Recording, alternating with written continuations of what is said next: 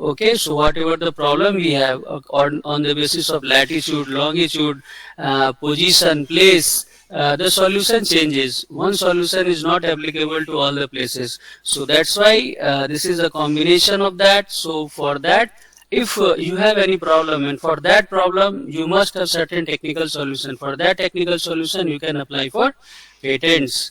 And these are the certain background of the intellectual property. Property may be divided into two parts: tangible and intangible property.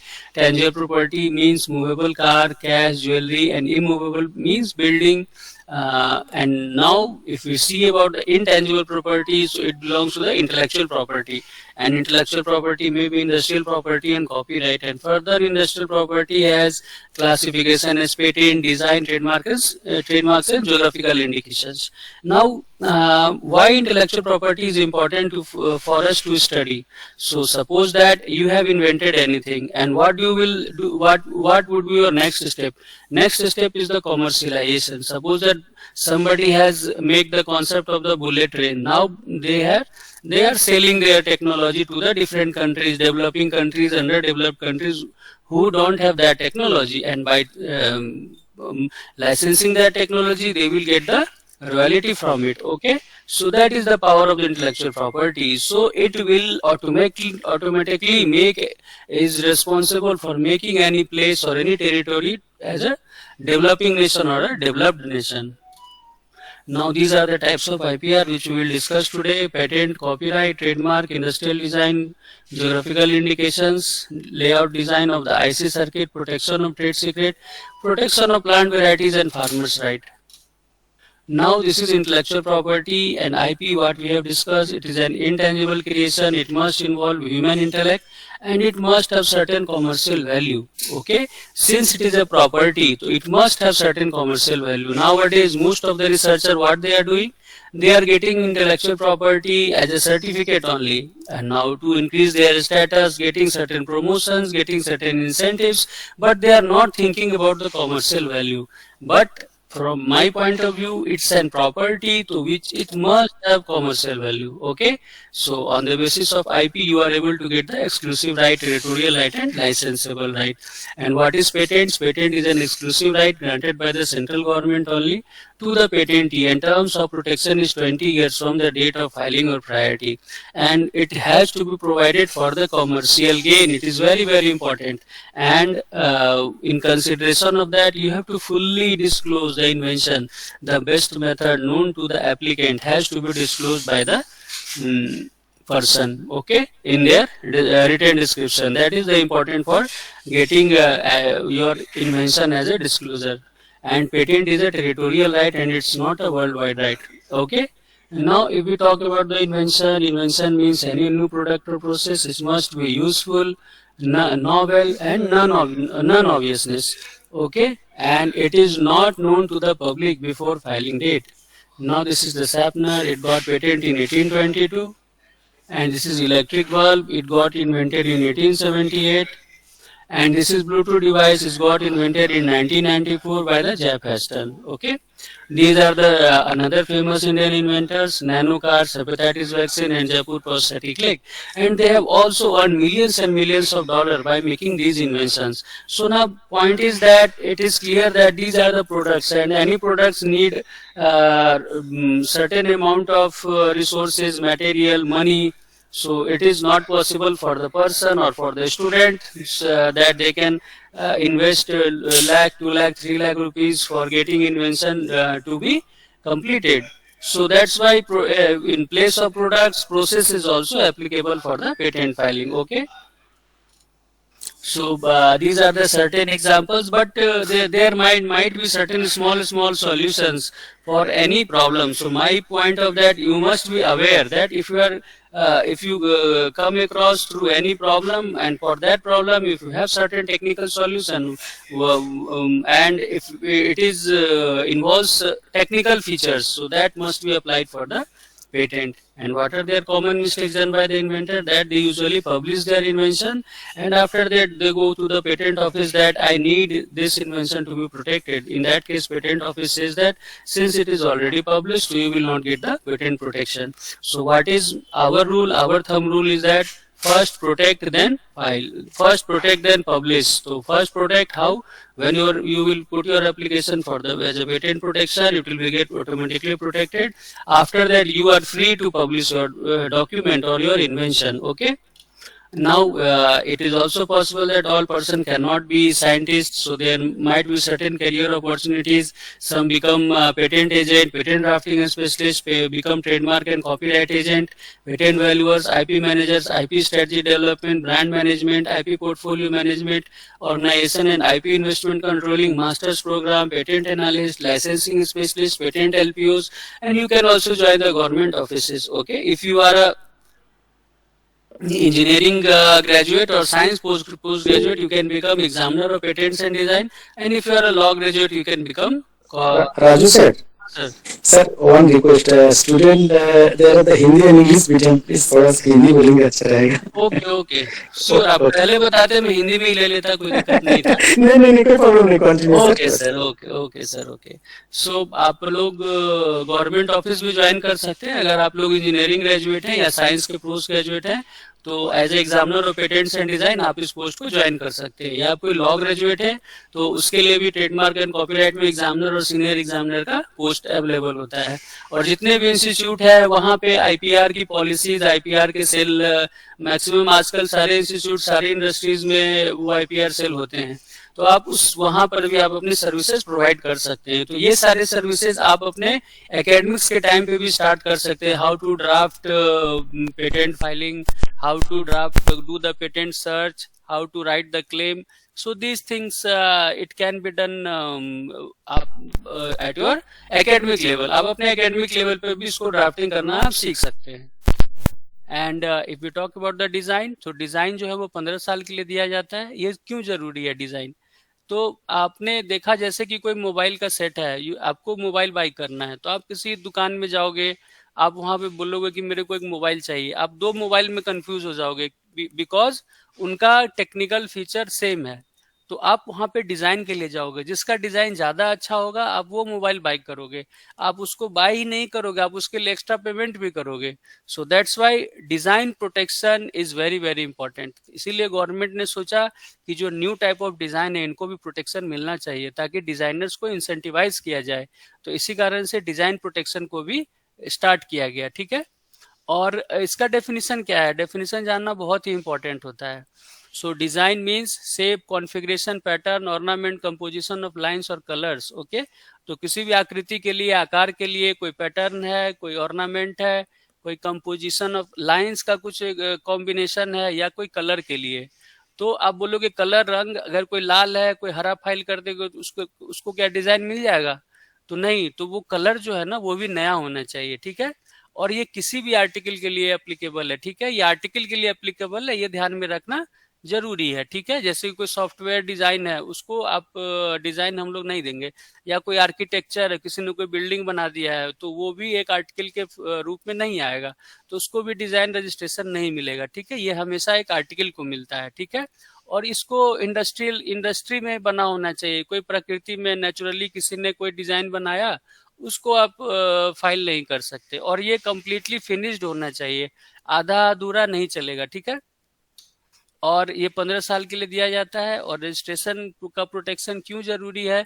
अगर मान लीजिए आपने कोई design बनाया है, अगर वो न्यू है और ओरिजिनल है, तो वो पक्की बात है कि उसको डिजाइन रजिस्ट्रेशन मिल जाएगा.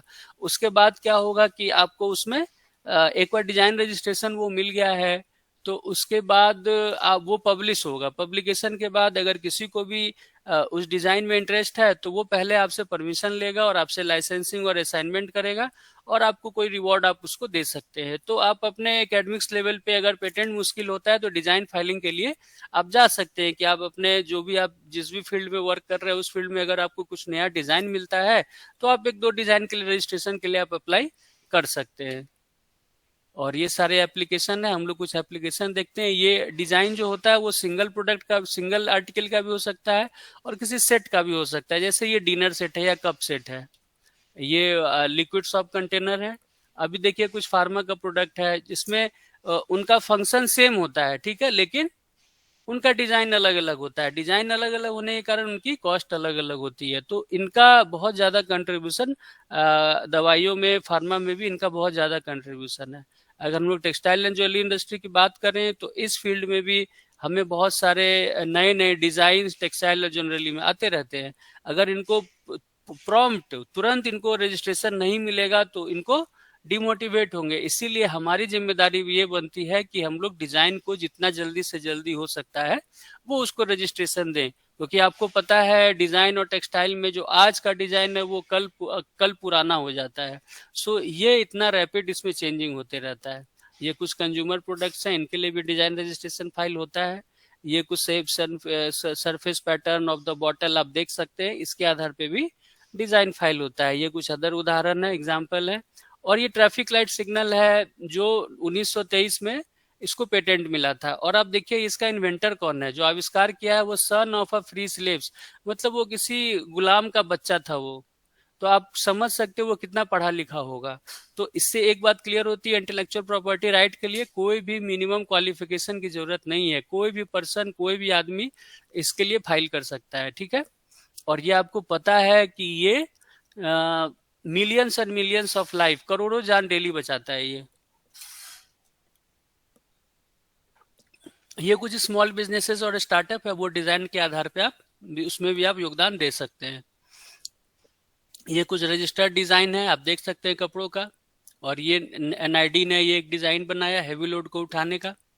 Now SICLDR, semi conductor integrated circuit layout design. अभी जैसे चिप्स होता है वो सर्किट डिजाइन होता है, वो क्या करता है कम टाइम में और कम स्पेस में वो उसकी उस प्रोडक्ट की एफिशिएंसी बहुत ज्यादा बढ़ा देता है। और आजकल के दिनों में इसका डिमांड बहुत ज्यादा बढ़ गया है। अभी ताइवान है वो पूरा सर्किट डिजाइन को ही लेकर के उसने सारी इंडस्ट्रीज ओपन कर दी है। इसीलिए पूरी कंट्री, पूरे विश्व के कंट्री उसके तरफ अट्रैक्ट हो रहे हैं। सो अभी इसीलिए इसको सेपरेट इंटेलेक्चुअल प्रॉपर्टी राइट का प्रोटेक्शन देना स्टार्ट किया गया है, ठीक है। और ये 10 साल के लिए दिया जाता है। आपको LD1 form, layout design 1 form, this is layout design 1। आपको ऐसे करके सर्किट डिजाइन बनाना होगा और उसको फाइल करना होगा। और उसमें अगर कोई भी ऑब्जेक्शन नहीं होगा तो रजिस्ट्रार इसको पब्लिश कर देगा। और 3 महीने तक में के लिए अपोजिशन का वेट करेगा। और कोई अपोजिशन अगर नहीं आता है तो आपको सर्टिफिकेट दे दिया जाएगा। अगर कोई अपोजिशन आता है तो वो उस अपोजिशन को फिर से हियरिंग दी जाएगी।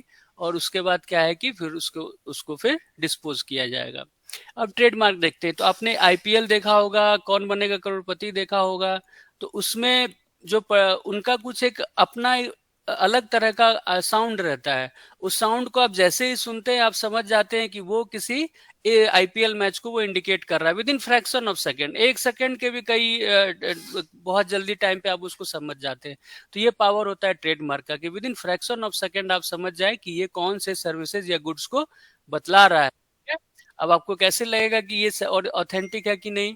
तो अगर R लिखा हुआ है, R with a circle, it means ये ट्रेडमार्क जो है वो रजिस्टर्ड है। TM लिखा हुआ है तो ट्रेडमार्क अप्लाई हुआ है, लेकिन रजिस्ट्रेशन अभी जो वो पेंडिंग है, ठीक है। और ये 10 साल के लिए मिलता है। और आप चाहे फिर से रिन्यू कराने तो 10 साल से पहले आप फिर से रिन्यू करा सकते हैं। ये क्या है, एक वर्ड हो सकता है गूगल, ये वेबसाइट का नाम naukri.com।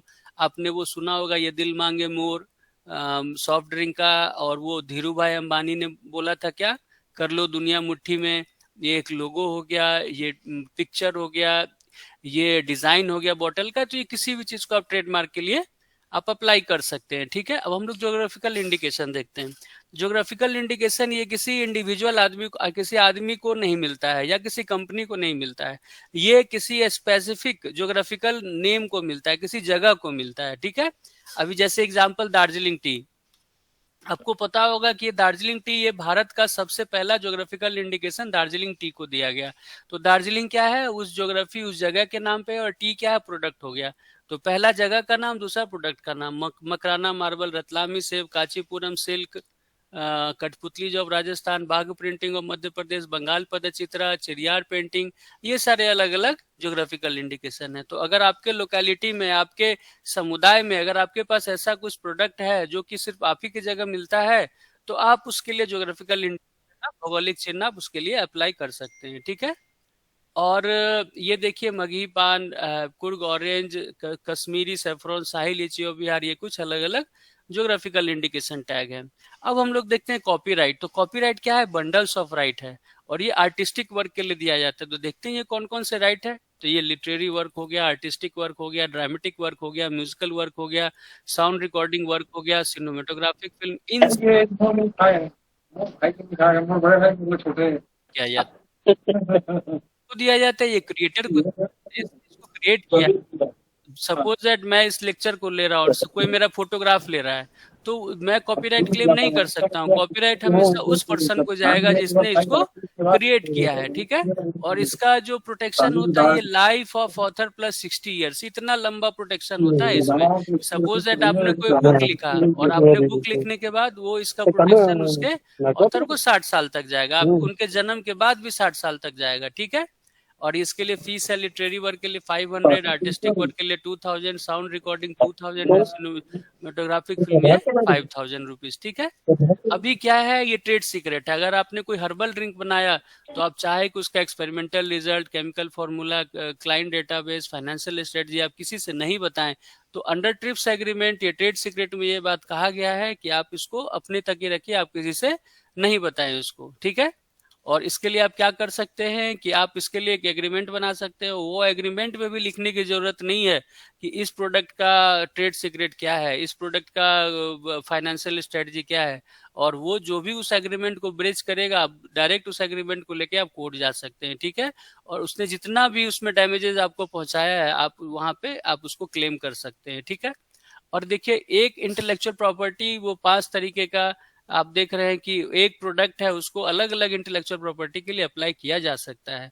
तो फॉर टेक्नोलॉजी ये एलईडी डिस्प्ले हो गया, बॉडी ऑफ द लैपटॉप उसके लिए डिजाइन फाइल हो गया, एप्पल साइन, ठीक है, वो ट्रेडमार्क लोगो हो गया। और यूजर मैनुअल, मैंने बोला आर्टिस्टिक वर्क, आप कोई भी आर्टिस्टिक वर्क करते हैं, आपने कोई पोएम लिखते हैं, कुछ भी स्पेसिफिकेशन हो गया, डिस्क्रिप्शन हो गया, वो सारे कॉपीराइट में आ जाते हैं। जो सर्किट डिजाइन है वो SICL डिजाइन हो गया। सिमिलरली ये कोका कोला का बॉटल है, पेटेंट है, कुछ बॉटलिंग इक्विपमेंट है, कुछ कैपिंग इसका मेथड है, डिजाइन है इसका, वो इंडस्ट्रियल डिजाइन में ट्रेडमार्क, लोगो, कॉपीराइट, कुछ रिटन टेक्स्ट डेटाबेस है। तो single product multiple intellectual property right, similar with this mobile. So आप क्या कर सकते हैं, कुछ सिंपल अप्रोच के साथ आप भी एक साइंटिस्ट बन सकते हैं, आप भी एक इनोवेटर बन सकते हैं।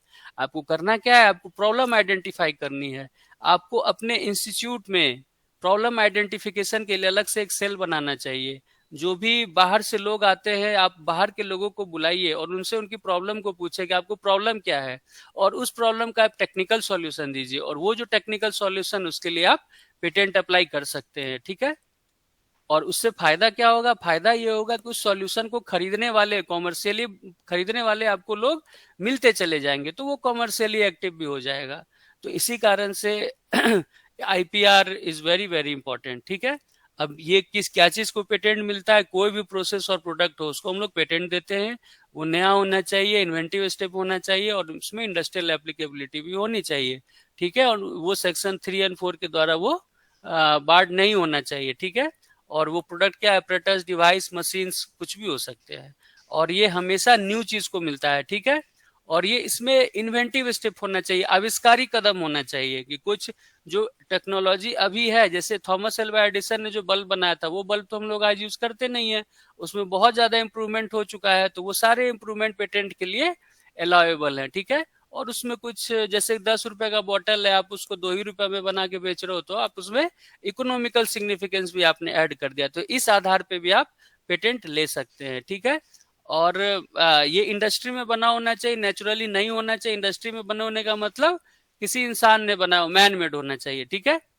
और अगर आपको पेटेंट फाइल करना है, ड्राफ्टिंग जो मैं बोल रहा था कि आप अपने एकेडमिक लेवल पे आप ड्राफ्टिंग का अपना अच्छा कर सकते हैं, तो उसके लिए टाइटल है, ऑब्जेक्ट है, प्रायर आर्ट है, ड्रॉबैक, एफर्ट्स और solution, summary, statement of the invention, detail description with reference to drawing, examples and claims. और क्लेम सबसे इंपॉर्टेंट चीज होता है, ये स्कोप को बताता है कि आपका दायरा कहाँ है, आपके इन्वेंशन का दायरा कहाँ तक है। तो ये सारी चीजें आपको एक पेटेंट स्पेसिफिकेशन में लिखना होता है। ये ड्राइंग आप देख सकते हैं, इसमें हर जगह रेफरेंस न्यूमेरल दिया हुआ है। और जो इसका जो टेक्निकल फीचर है, जो मेन इन्वेंटिव आविष्कारी कदम है, वो आपको यहाँ पे ड्राइंग में दिखाना है, ठीक है। और जो क्लेम होता है वो दो तरीके का होता है, एक इंडिपेंडेंट और एक डिपेंडेंट क्लेम होता है। तो हर एक आपने पेटेंट स्पेसिफिकेशन लिखा है तो उसमें एक सेट ऑफ क्लेम होगा ही होगा, ठीक है। तो वो पहला क्लेम जो होगा वो हमेशा इंडिपेंडेंट क्लेम होगा, वो स्वतंत्र क्लेम होगा। उसमें सारे टेक्निकल और कंस्ट्रक्शनल फीचर को आपको बताना होगा, और उसमें जो भी टेक्निकल और कंस्ट्रक्शनल फीचर आप बता रहे हैं, तकनीकी जितने भी उसमें पहलू हैं, वो सारे पहलुओं को एक एक करके फिर आप डिपेंडेंट क्लेम में फिर आप उसको बताइए। वो एक या एक से ज्यादा भी हो सकते हैं, लेकिन इंडिपेंडेंट क्लेम सिर्फ एक ही होगा, ठीक है। और पेटेंट फाइलिंग के लिए कोई भी इंडिविजुअल आदमी, नेचुरल पर्सन, कोई कंपनी, कोई लीगल एंटिटी, कोई छोटी कंपनी, बड़ी कंपनी, सारे लोग, लघु उद्योग, माइक्रो स्केल इंडस्ट्री, सारे लोग इसके लिए अप्लाई कर सकते हैं। और प्रोसेस ऑफ फाइलिंग क्या है कि ऑनलाइन और ऑफलाइन इसको फाइल किया जा सकता है। अगर आप न्यू दिल्ली की बात करते हैं तो state of Haryana, Himachal Pradesh, Jammu Kashmir, Punjab, Rajasthan, Uttar Pradesh, Uttaranchal, national capital territory and Delhi, ये सारे जगह, चंडीगढ़, दिल्ली, ये सारे लोग न्यू दिल्ली में फाइल कर सकते हैं। मुंबई की बात करें तो Gujarat, Maharashtra, Madhya Pradesh, Goa, Chhattisgarh, union territory of Daman Diu, Dadar and Nagar Haveli, ये लोग मुंबई में फाइल कर सकते हैं अपना एप्लीकेशन, ठीक है। और एप्लीकेशन फाइल करने के लिए आप फॉर्म 1 चाहिए आपको, उसमें आपको अपना personal detail, communication address, applicant कौन है, इन्वेंटर कौन है, टाइटल क्या है, कितने पेज का डॉक्यूमेंट है, सारा फॉर्म 1 में आएगा। फॉर्म 2 में आपको जो स्पेसिफिकेशन है वो देना है, जो अभी हमने भी देखा। अगर आपने विदेश में फाइल किया तो फॉर्म 3 के माध्यम से बताइए। अगर जो भी उसका इन्वेंटर कौन है, किसने इसको आविष्कार किया है, उसका साइंटिस्ट का नाम बताइए। और आप फॉर्म 18 आपको डालना है रिक्वेस्ट फॉर एग्जामिनेशन के लिए, ठीक है। ये सारे चीजें आप एज ए मिनिमम डॉक्यूमेंट आप फाइल कर सकते हैं, ठीक है। अब बेसिक ऑनलाइन फाइलिंग फीस है 1600 रुपये नेचुरल पर्सन के लिए और 8000 है कंपनी के लिए, ठीक है। अप टू 30 पेज तक के लिए। अब 30 पेज से अगर ज्यादा पेज होता है तो फॉर ईच पेज आपको 160 रुपये देने हैं, और फॉर ईच क्लेम, अगर 10 क्लेम है तो 320 रुपये, और 10 क्लेम से ज्यादा है तो आप उसको ये कर सकते हैं। 10 क्लेम से ज्यादा के लिए आपको 320 रुपये पर क्लेम को आपको देना पड़ेगा। And form 18 online fees is 4000 rupees and 20,000 for other than natural person, okay. 4000 रुपये कम नेचुरल पर्सन के लिए है, किसी इंडिविजुअल के लिए तो टोटल एक, अगर कोई नेचुरल पर्सन है, कोई इंडिविजुअल, उसको कितना लगा, 4000 प्लस 1600, 5600 रुपये, ठीक है।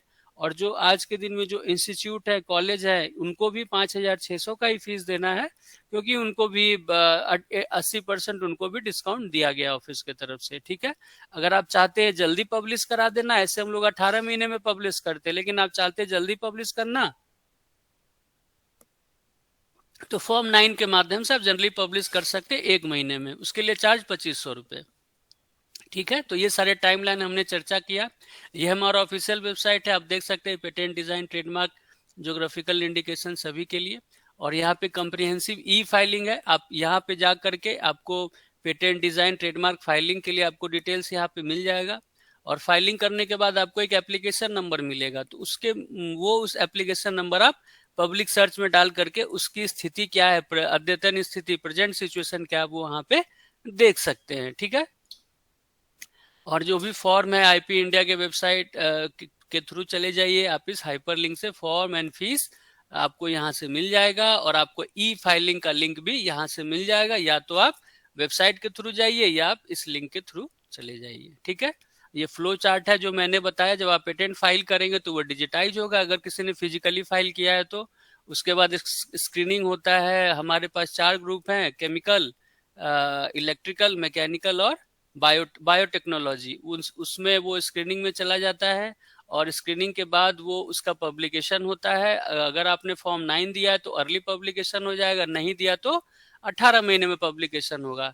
अगर आपने फॉर्म 18 डाला है 31 महीने के अंदर, तो उसका वो एग्जामिनेशन में चला जाएगा, और वो एग्जामिनेशन ग्रुप में चला जाएगा, और वो 6 महीने में वो क्या है कि उसको फर्स्ट एग्जामिनेशन रिपोर्ट आपको दे दिया जाएगा, आपको देना होगा उसका रिप्लाई। अगर रिप्लाई सेटिस्फैक्ट्री है तो ये ग्रांट हो जाएगा पब्लिकेशन के बाद। और ग्रांट में ये अगर आपने कोई प्री ग्रांट अपोजिशन फाइल कर सकता है, और ग्रांट के बाद कोई पोस्ट ग्रांट अपोजिशन भी फाइल कर सकता है, ठीक है। अगर डिजाइन एप्लीकेशन फाइल करना है तो डिजाइन फाइलिंग के लिए 1000 रुपये फीस है इंडिविजुअल के लिए, और 4000 कंपनी के लिए है। और फॉर्म 1 आपको डालना है, इसमें पूरा नाम, एप्लीकेंट का नेशनलिटी, लीगल स्टेटस, और फॉर्म 1 में आपको एक नया क्लास नंबर है, नेम ऑफ आर्टिकल डालना होता है डिजाइन फाइलिंग के लिए, ठीक है। तो वो लोकार्नो क्लासिफिकेशन उसको बोलते हैं, उसमें 32 क्लासेस होते हैं। सपोज दैट आपने किसी क्लॉक का डिजाइन बनाया है, किसी वॉच का डिजाइन बनाया है, तो आपको फॉर्म 1 में क्लास नंबर 10 लिखना होगा और name of article clock and watches लिखना होगा, क्योंकि ये जो आपका जो चेकिंग होगा ना वो सिर्फ क्लास नंबर 10 में ही होगा, ठीक है। अगर आपने कोई म्यूजिकल इंस्ट्रूमेंट बनाया है तो क्लास नंबर 17 आपको लिखना होगा, और इस म्यूजिकल इंस्ट्रूमेंट का जो चेकिंग होगा वो क्लास नंबर 17 में ही सिर्फ होगा और दूसरे क्लास में नहीं होगा। तो इसी के लिए क्लास नंबर डालना बहुत ही जरूरी होता है। अब देखिए, आपको 4 रिप्रेजेंटेशन सीट डाल, जैसा आप स्क्रीन पे देख रहे हैं, ऐसे ऐसे 4 रिप्रेजेंटेशन सीट आपको डालने पड़ते हैं। और ये जो बीच में जो डिजाइन है, ये 10 सेंटीमीटर इसकी चौड़ाई होनी चाहिए और 15 सेंटीमीटर इसका लेंथ होना चाहिए, और ये कलरफुल होना चाहिए, और बैकग्राउंड व्हाइट या ब्लैक हो सकता है, ताकि आपका ये जो डिजाइन है वो अच्छे से दिखाई दे। ये मिडिल में होना चाहिए, ऊपर में। और देखिए, इसमें कोई भी रेफरेंस न्यूमेरल नहीं है। पेटेंट में रेफरेंस न्यूमेरल था, यहाँ पे नहीं है। और इसलिए क्या है कि आपको अलग अलग रिप्रेजेंटेशन सीट में अलग अलग आप जो पेपर जमा करेंगे, उसमें एक में टॉप व्यू हो गया, किसी में साइड व्यू हो गया, किसी में तिरछा हो गया, एंगल लिए हुए, ये सारे व्यू आपको जमा करने हैं। क्रॉस सेक्शनल जैसा व्यू होता है बीच से काट करके, वो सारा व्यू आपको नहीं देना है। ये कंप्लीटली पूरा हो जाना चाहिए, और 360 हमें एक व्यू मिलना चाहिए इसका, ठीक है। और हमें नोवेल्टी सिर्फ चेक करना होता है, इसमें आविष्कारी कदम नहीं देखना होता, सिर्फ नया होना चाहिए ये। और आपको ऊपर में नाम लिखना है, बगल में seat number, total seat number, नीचे में डेट लिखिए एंड सिग्नेचर लिख देना है। और आप इसको डिजाइन के लिए अगर आप अप्लाई करें तो कॉपीराइट के लिए अप्लाई ना करें, क्योंकि ऑटोमेटिक ये कॉपीराइट भी हो जाता है। बैड क्वालिटी, ये सारे बैड क्वालिटी पिक्चर है, ये अलाउ नहीं है। इवन स्केच, डायमेंशन, ये सब भी चीज आपको नहीं लिखना है। और हमारा रोल है कि आपको इम्प्रूव, आपको इनकरेज करें कि आप टेक्नोलॉजी में योगदान दें, आप ज्यादा से ज्यादा इसे मुनाफा कमाएं, और आपको इसका एक्सक्लूसिव राइट मिले, ठीक है। और आपको ये पेटेंट जो है वो पब्लिक को दे दिया जाएगा 20 साल के बाद। और ये डिजाइन है, डिजाइन आप उसको आप अपना R&D एक्टिविटीज करिए, रिसोर्सेज यूटिलाइज करिए, एंड ग्लोबल मार्केट में जो भी प्रॉब्लम है उस प्रॉब्लम का एक टेक्निकल सॉल्यूशन आप प्रोवाइड करिए, और उसके थ्रू आप अपना मार्केट प्रोटेक्ट करिए, और आप उसके थ्रू प्रॉफिट बना सकते हैं, ठीक है। तो ये thank you very much from my side. So if you have any question, आपको अगर कोई क्वेश्चन है तो आप पूछ सकते हैं।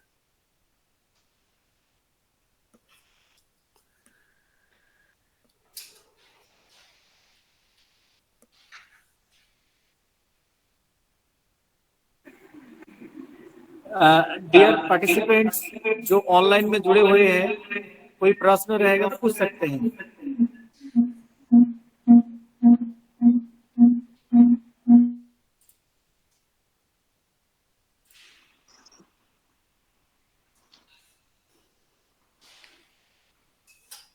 Hello sir, I have a question sir.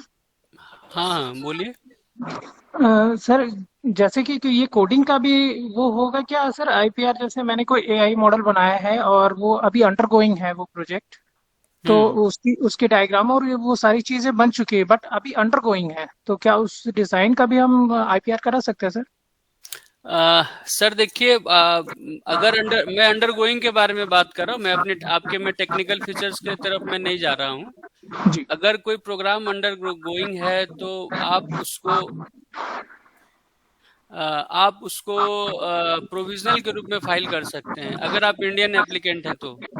जी। और एक साल के अंदर आप कंप्लीट स्पेसिफिकेशन आप फाइल कर सकते हैं, ठीक है। तो ये 2 क्राइटेरिया। अब मैं आपकी बात पे आता हूँ कि आपकी कोडिंग है, कोडिंग एल्गोरिदम, सेक्शन 3 एक बार आप देख लीजिएगा। सेक्शन 3 के उसमें जी। कोडिंग और एल्गोरिदम को पेटेंट नहीं मिलता है, ठीक है। आप उसको एक बार देख लीजिएगा, ठीक है। और वो उसके आधार पे क्या है कि अगर आप उसके लिए कॉपीराइट के लिए फाइल करते हैं तो you are welcome for it, okay. और एआई मॉडल में अगर आप फाइल करते हैं, जो भी एआई मॉडल होगा उसमें आपका क्या कंट्रीब्यूशन है, इन्वेंटर का क्या कंट्रीब्यूशन है, that is important. Because artificial intelligence को पेटेंट नहीं मिलता है, कोई भी आईपीआर उनको प्रोटेक्शन नहीं मिलता है।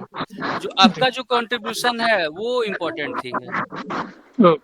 कॉपीराइट क्लेम कर सकते हैं? Yes, you can go for the copyright. Okay, thank you. Okay sir.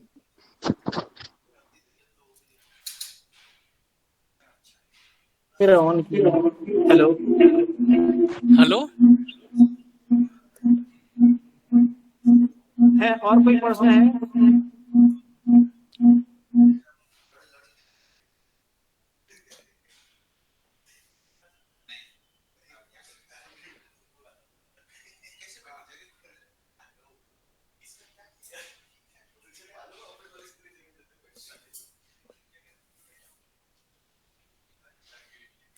Thank you. अगर साउंड को कम करो।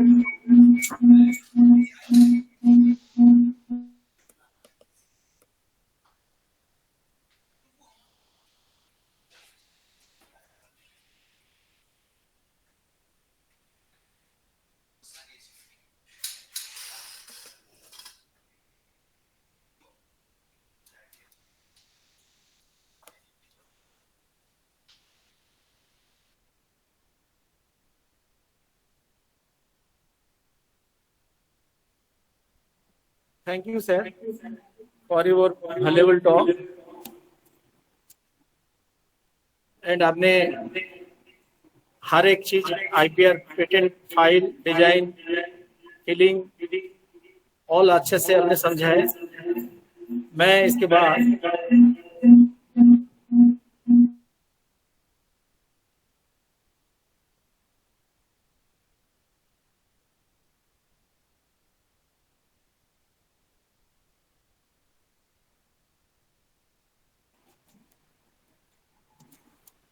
नेक्स्ट ओके सर, we मैं are तो honored to have सर मैं with us सेशन लीव कर Dr. देता हूँ। Garima Tiwari madam.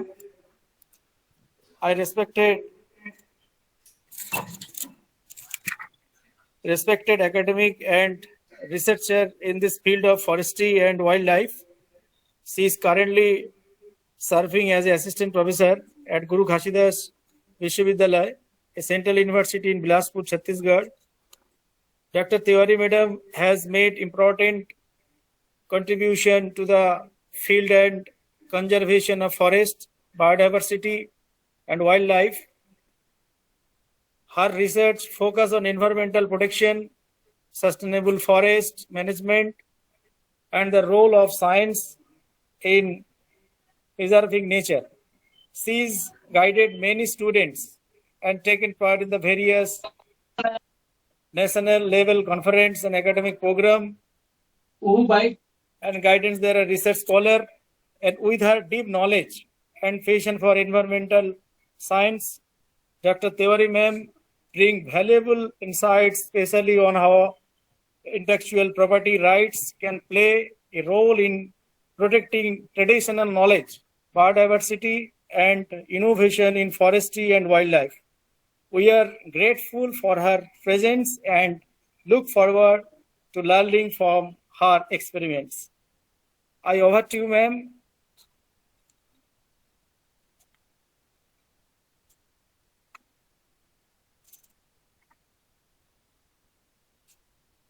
गरिमा Tiwari ma'am.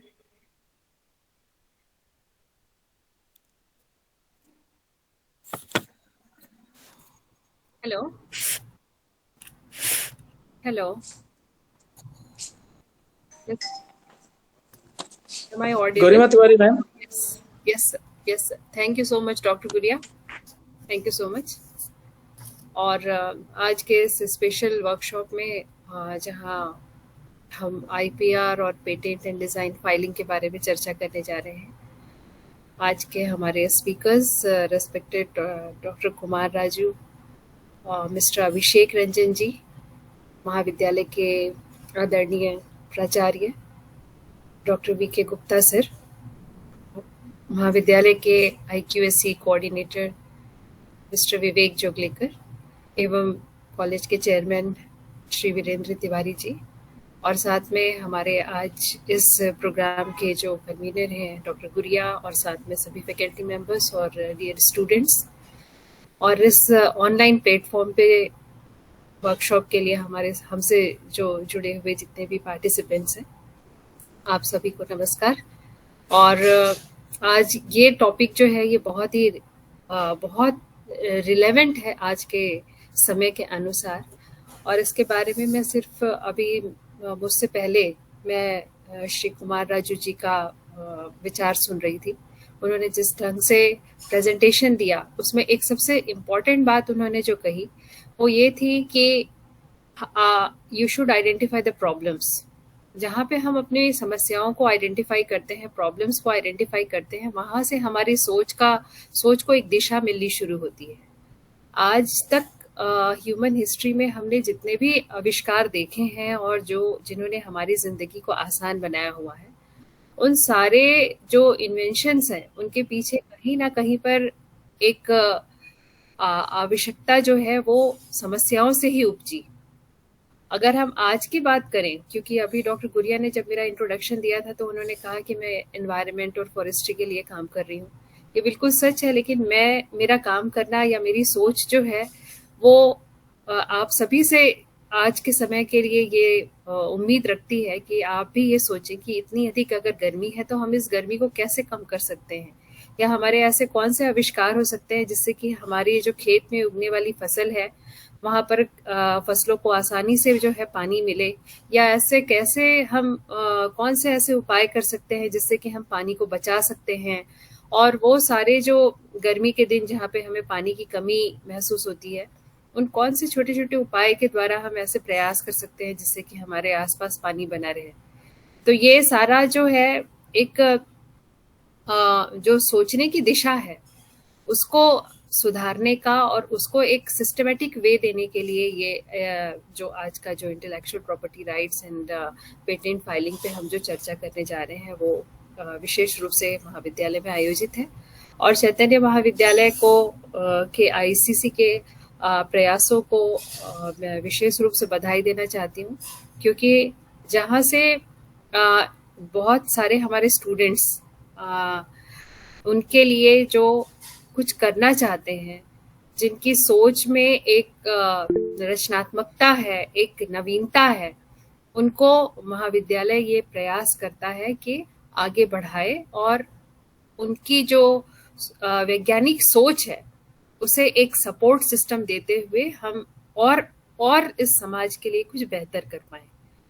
ये जो भी एफर्ट्स है, मैं एक बार फिर से स्टूडेंट से कहना चाहती हूँ कि अभी कुछ दिनों पहले ही मैंने एक ऐसे छोटे से इन्वेंशन के बारे में पढ़ा था जिसमें कि एक गांव के व्यक्ति ने नदी में होने वाले जो प्लास्टिक के पोल्यूशन है उसके लिए उनको रोकने के लिए उन्होंने एक स्पेशल टाइप ऑफ फिल्टर का इन्वेंशन किया। और उस इन्वेंशन के द्वारा उन्होंने बहुत बड़ी संख्या में जो प्लास्टिक और प्लास्टिक की बॉटल्स और पॉलीथीन्स थे उनको वो पानी में जाने से रोक पाए, और कुछ हद तक उन्होंने कंट्रीब्यूट किया नदी को उसके अस्तित्व में बचाए रखने के लिए।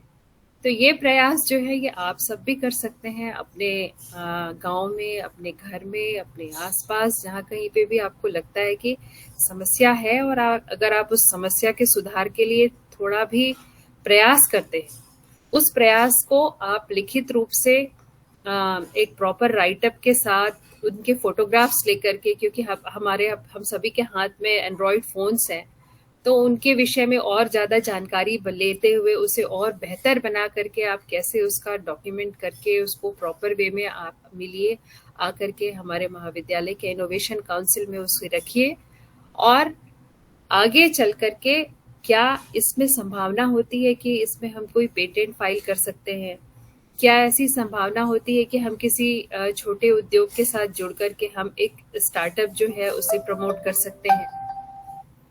तो ये आपके करियर के लिए भी एक राह खोलने का एक प्रयास है, और मुझे विश्वास है कि इस तरह के कार्यक्रम जो हैं ये कॉलेज में होते रहेंगे।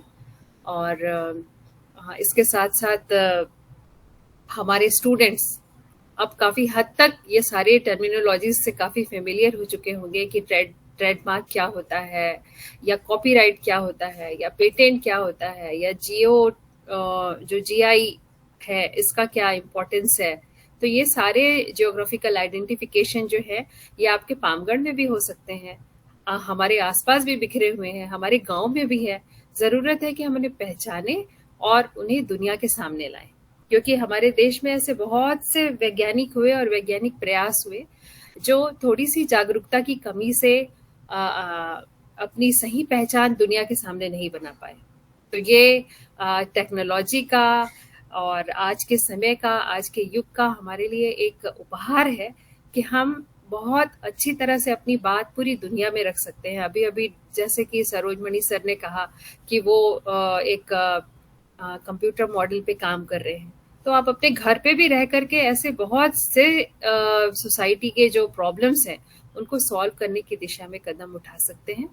और महाविद्यालय का जो इनोवेशन काउंसिल है वो आपके साथ है, और आप अगर इस तरह के किसी भी उपाय पे आगे आते हैं तो इसके लिए इस तरह के कार्यक्रम जो हैं ये मेरा ख्याल है कि एक मील का पत्थर है और आपकी सोच को एक दिशा देने के लिए एक बहुत ही सराहनीय प्रयास है। तो बहुत सारी शुभकामनाएं हैं पूरे आयोजन समिति के सारे मेंबर्स को इतने अच्छे कार्यक्रम के लिए। बहुत बहुत धन्यवाद। Thank you so much.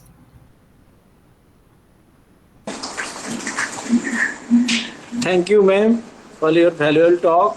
आपके मार्गदर्शन निरंतर बने रहे हैं और हमारे महाविद्यालय और आगे बढ़ेंगे निश्चित रूप से।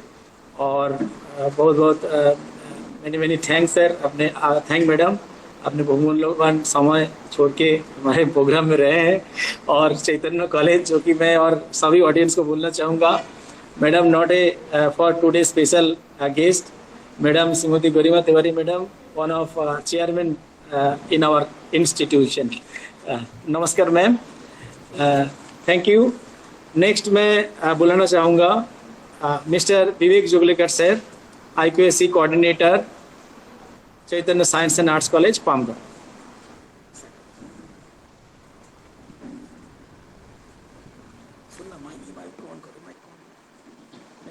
क्या करते हो बताओ? हैं?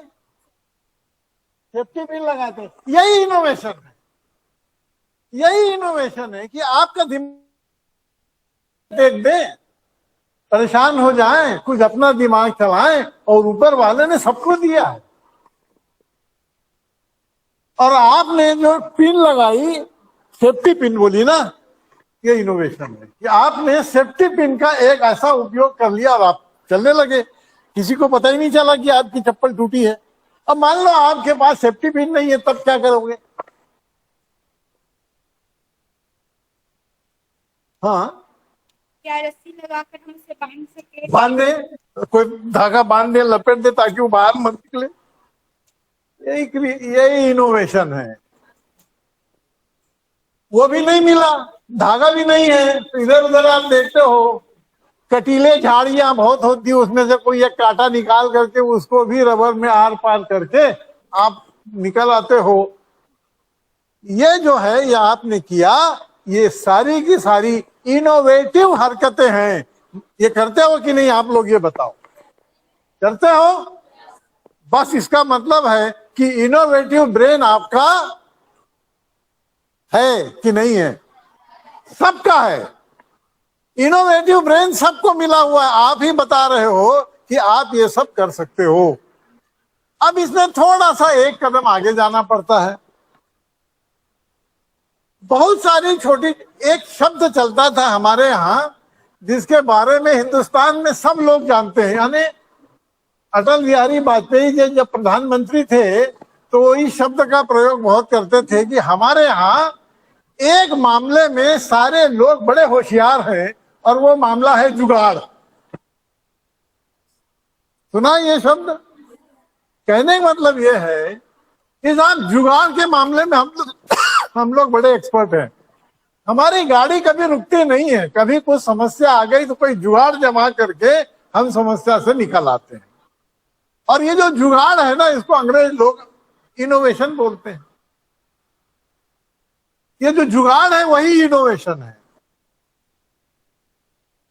अब हर बार कोई समस्या आए और उससे निकलने के लिए कोई नए ढंग से सोचो, ये जरूरी नहीं है।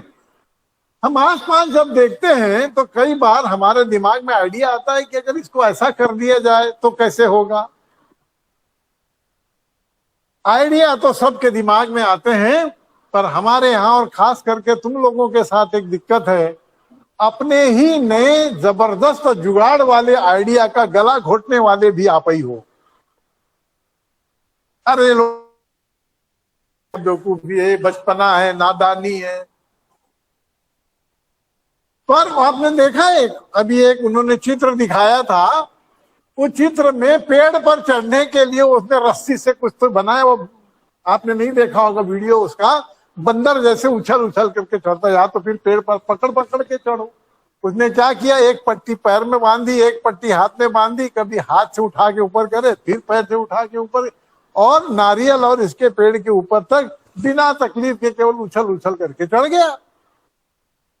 वैसे तो नहीं, तो ये इनोवेशन है, ये नए ढंग से सोचने का तरीका है।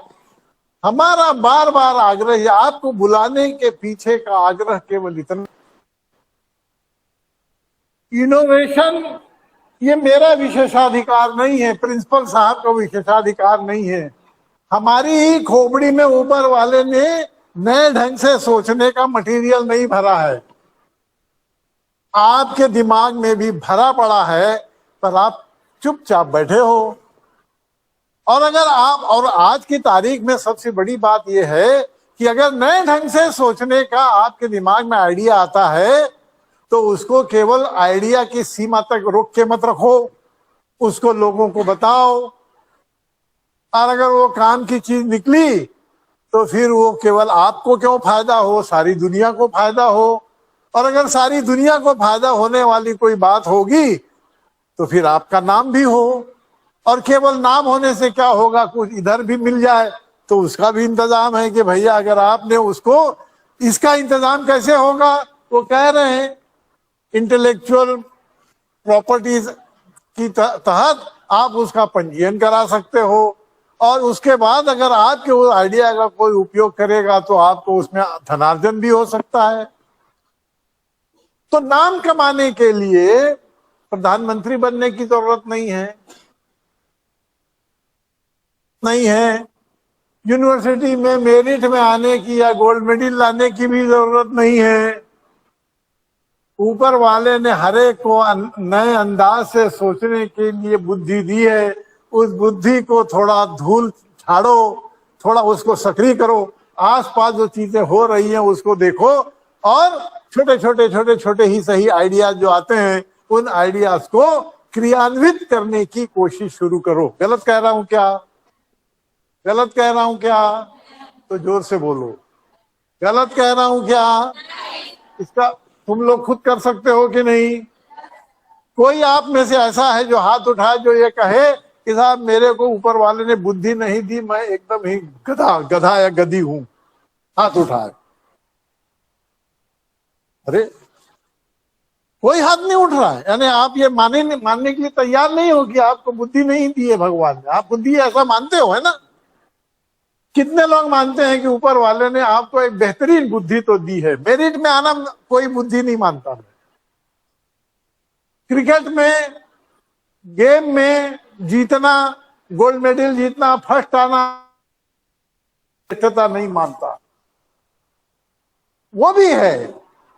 परंतु किसी नई चीज को नए अंदाज से, नए स्टाइल से देखना, समझना, करना, ये ताकत भी एक बड़ी खास ताकत है। और सबसे बड़ी बात यह है कि आज के तारीख में पूरे देश में युवाओं के इस प्रकार की जो प्रतिभा है, उस प्रतिभा को मानने, उसको रिकॉग्नाइज करने, उसको पंजीकृत करने, और अगर उसका सामाजिक रूप से व्यापक उपयोग हो तो उसके आधार पर सम्मान करने की व्यवस्था भी आज के समय की बात है क्या? बहुत सारे ऐसे छोटे मोटे काम हमारे समय में हम लोग करते थे और भूल जाते थे, कोई पूछता ही नहीं था। तो इसमें क्या है, ऐसा करके उसको उड़ा दिया जाता था। पर आप लोगों के संस्थाएं हैं, उन्होंने कितनी खूबसूरत व्यवस्थाएं दी। उस व्यवस्था को लाभप्रद बनाने के लिए हमारे यहाँ IIC सेल बना, गुड़िया सर उसके नियंत्रक हैं, प्रिंसिपल साहब जो है उसके मार्गदर्शक हैं, पर जिसके हाथ में सूत्र है वो चुपचाप बैठा रहेगा तो कुछ होगा क्या? कुछ होगा तो कुछ सोचो, कुछ नए अंदाज से सोचो, कुछ नई बात सोचो, कुछ अलग तरीके से सोचो। और हर नई चीज शुरुआत में, पहले हमारे समय में लोग हंसते थे और उस हंसी के भय से हम लोग नहीं सोचते थे कई बार। जैसे जब मैं जवान हुआ तो उस समय जितेंद्र बहुत बड़ा हीरो था। अब वो हीरो था, वो ऐसा आप लोग जैसे क्या वो पहनते ना, तो क्या कहते हैं मैडम, लड़कियां जो पहनती सलवार जो टाइट रहता है,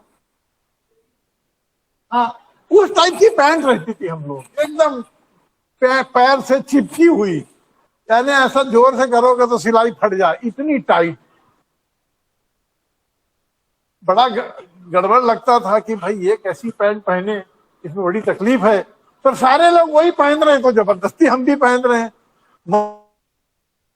ढीला ढाला पैंट पहने। पर हिम्मत नहीं होती थी, अगर हम कर देते तो मेरे नाम से होता कि जोगलेकर जी ने नए टाइप की पैंट निकाली, पर वो हिम्मत नहीं थी। वो राजेश खन्ना आया जिसने बेल बॉटम नाम के पैंट पहनना शुरू किया, अब वो सब लोग पहनने लगे, हम भी पहने, हमको थोड़ा ठीक ठाक लगा। हमारे समय में नए आइडिया भी बड़े लोगों की ठेकेदारी, शालियों की बड़े लोगों की ठेकेदारी नहीं है। बहुत सारे बच्चों को देखता हूं, अभी यहाँ तो नहीं दिख रहे हैं, वो कटोरे नुमा बाल निकाल के घूमते हैं। कभी आईने में देखेंगे तो खुद ही हंसेंगे कि यार ये किस टाइप के मैंने बाल बनाए और बना के घूम रहे हैं। चलो ठीक है, हिम्मत तो की आपने कि आप उस टाइप के बाल बना के घूम रहे हो। लड़कियां भी कई अलग अलग किस्म के बाल बना के निकलती। मैं कई बार सोचता हूँ कि इसके दिमाग में आइडिया कहाँ से आया होगा, पर आया, मैं उसका सम्मान करता हूँ। मेरा कहना यह है, आप एक ऐसे शानदार दौर में हैं कि जहां नए विचारों का सम्मान है, नए विचारों को प्रोत्साहन है, नए विचारों को लेकर के आप अगर कुछ करना चाहते हैं तो वो कर सकते हैं। मैं छत्तीसगढ़ी गहने देखे हैं, सारे गहनों के नाम मालूम है आप लोगों को? सोचो ना, अभी मार्केट में चांदी का ही हो, मार्केट में जो मेलों में जो गहनों की दुकान लगती है वो क्या सोने चांदी की होती है क्या? व्हाइट मेटल की क्या होती है? परंतु बड़ी गजब की होती है। एक महिलाएं कान में पहनती हैं, वो कुकुर मुत्ते जैसे होता है, उसको खिनवा बोलते हैं क्या? वो कुकुर मुत्ते जैसी डंडी भी होगी और उसका कुकुर मुत्ते जैसा ऊपर का भी, खिनवा ही तो बोलते हैं। तो वो खिनवा है। अब केवल कुकुर मुत्ते जैसा क्यों हो? छतरी जैसा क्यों ना हो? छतरी जैसा क्यों हो? और कोई डिजाइन क्यों ना हो? आपके सामने खुला है रास्ता। छत्तीसगढ़ में जितनी वैरायटी के गहने महिलाएं पहनती हैं, मुझे बाकी देशों में प्रांतों में उतनी वैरायटी नहीं दिखी। कान में अलग, मैंने एक मोटा लोहे, मैंने क्या चांदी का एक पहनते, क्या सूता बोलते हैं, हाँ। अब उसमें आप कुछ सोच सकते, कुछ और करें क्या? कुछ तोला हो जाए अंदर से तो नहीं तो पता लगा गर्दन ही झुक गई हमारी पहने पहने भारी। मेरा कहना यह है कि केवल गहनों को ही आप देखोगे, उसके नाम की लिस्ट बनाओ और उन नामों में नया नया कुछ करके आप नए प्रकार के, पेटेंट होगा उसका, नाम दे दो, अपने नाम से लगाओ कि मैंने इस डिजाइन का गहना बनाया, इसका नाम ये होगा, पेटेंट होगा। अब मैं कहता हूं नहीं होगा तो भी नए सोचने का सम्मान तो होगा। अभी जैसे लड़की ने बिंदी लगाई है, एक सीरियल आता था, उस सीरियल में हर महिला पात्र अजब अजब किस्म की बिंदी लगा के घूम, तो लोग जो देखते थे वो सीरियल को, वो केवल क्या देखते थे कि वो बिंदी कौन सी लगाई, ये वाली कौन सी लगाई, उसने कौन सी लगाई। इनोवेशन नहीं है, इसी को इनोवेशन कहते हैं। आपके मन में विचार आए, पर एक ही बात है कि आपके मन में जो विचार आते हैं वो जनोपयोगी हो, दूसरों के लिए फायदेमंद हो, एस्थेटिक भी हो, यानी उसमें सौंदर्य बोध भी हो, यानी अच्छा दिखे, सुंदर दिखे, सब लोगों के उपयोग के लिए हो।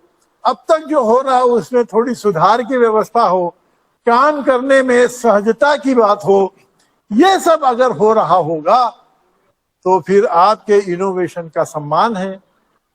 आप लोग कर सकते हो कि नहीं कर सकते?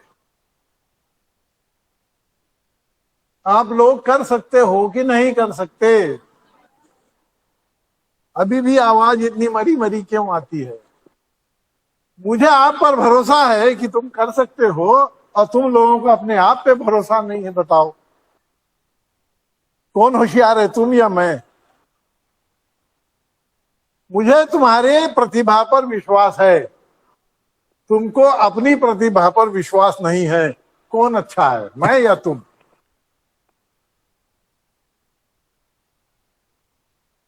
देखो आवाजें नहीं निकल रही।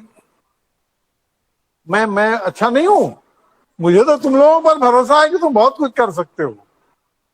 अब तुम्हारा मन ये कह रहा है कि कर तो सकते हैं, गुरिया सर जैसे और वीके गुप्ता सर जैसे आपके मार्गदर्शक हैं, आप उसकी चिंता छोड़ो। आप केवल एक बात याद रखो, नया आइडिया आया कागज में लिखो। सर एक तो सजेशन बॉक्स बनाइए ना, ऊपर में है ये देखो, हम आपसे एक कदम आगे हैं।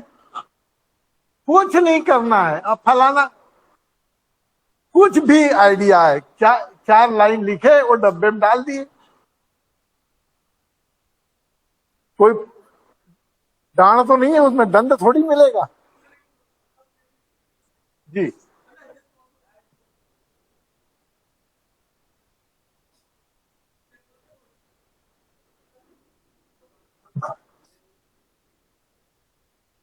और इस प्रकार जब आप काम करते हैं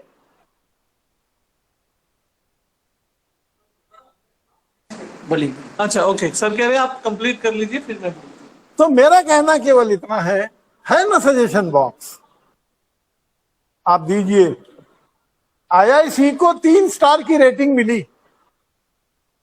इनोवेशन काउंसिल जो है उसकी अधिकतम रैंकिंग 5 स्टार की होती है शायद मैडम ना, 5 स्टार होती है। 3 स्टार तक तो हमने गाड़ी लाई, 4 और 5 में ले जाने का काम किनका है?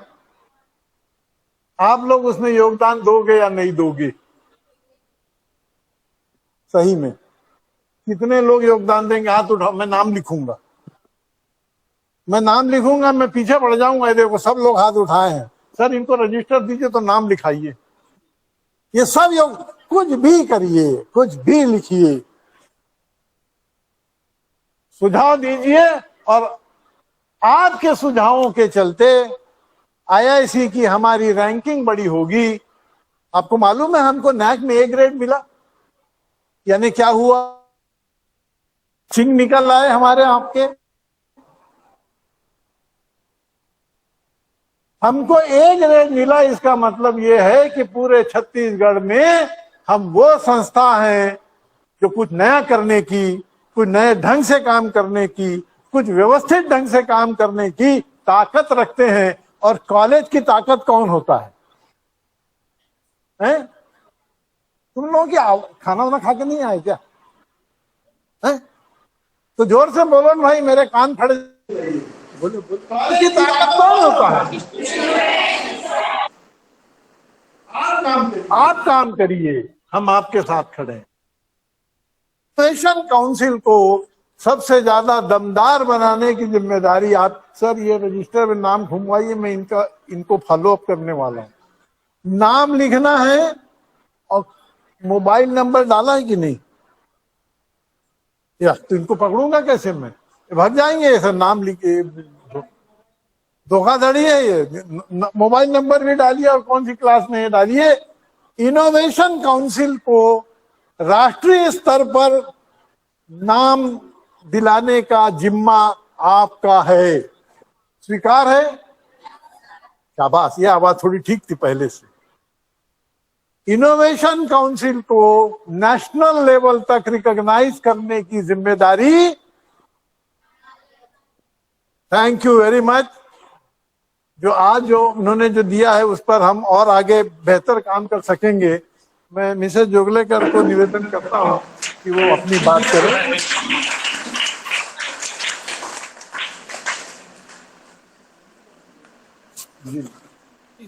ये माइक ऑन है, इसी को रहते इसमें ऑन है बेटा, इसमें ऑन है, इसको बंद करो। हाँ, प्राचार्य महोदय से इजाजत लेके मैं थोड़ा सा दृष्टता करने जा रही हूँ। ये इनोवेशन एक ऐसा ऐसी क्रिया, ऐसा शब्द और ऐसी चीज है जो, जैसा जोगलेकर सर ने आपको अभी कहा कि हम सब कर सकते हैं और हम सब करते हैं। बहुत सारा हमारा इनोवेशन अननोटिस चला जाता है, करेक्ट? जैसे इस कमरे में बैठे बैठे आप मुझे बता सकते हैं कि ऐसे कोई भी 10 इनोवेशन जिनकी वजह से मानव जाति का फायदा हो रहा है। ऐसे कोई भी 10 इनोवेशन इस कमरे में आपको दिखाई दे रहे हैं जिससे हमारे लिए, हमारी जिंदगी सुविधामय हो गई या सुकूनमय हो गई या हमको फायदा हुआ उससे। ऐसे 10 कोई इनोवेशन नोटिस करके बताइए। पंखा गर्मी में आपको बहुत राहत देता है, लाइट जो अंधेरे में आपको उजाला दे रहा है, और एसी, चेयर, बैठने की सुविधा हो गई है। तीसरा, चौथा, अभिषेक सर वेलकम। बोलो, शर्माओ मत। देखो, सच्ची बात ये बता रही हूँ कि इनोवेशन के रास्ते की सबसे बड़ी अड़चन शर्म और संकोच। अगर हम शर्म और संकोच करते रहेंगे ना बच्चों, तो हम कुछ नहीं कर पाएंगे। इसलिए अगर हमको इनोवेशन सेट को 3 स्टार से 5 स्टार ले जाना है, तो हमको लोग क्या बोलेंगे और ये इसकी हंसी उड़ेगी और ये, अरे ये कैसे कर लूं, ये सब छोड़ना पड़ेगा। जैसे आपकी चप्पल की जो आप बिना शर्म लगा के दुकान तक जाते हो ना, घिसकते हुए भले ही, तो उसमें तो हमको शर्म नहीं आती। कितने सारे लोग यहाँ बैठे हैं, लड़के लड़कियां तो ज्यादा दिख रही हैं, सारी शक्ति। लेकिन कॉलेज ने आपको कंपलसरी किया, आपने यूनिफॉर्म सबने एक जैसा पहना, 1-2 के अलावा। लेकिन बाल बनाने का कोई कंपल्शन नहीं है, इसलिए किसी के भी बाल एक दूसरे के जैसे नहीं है।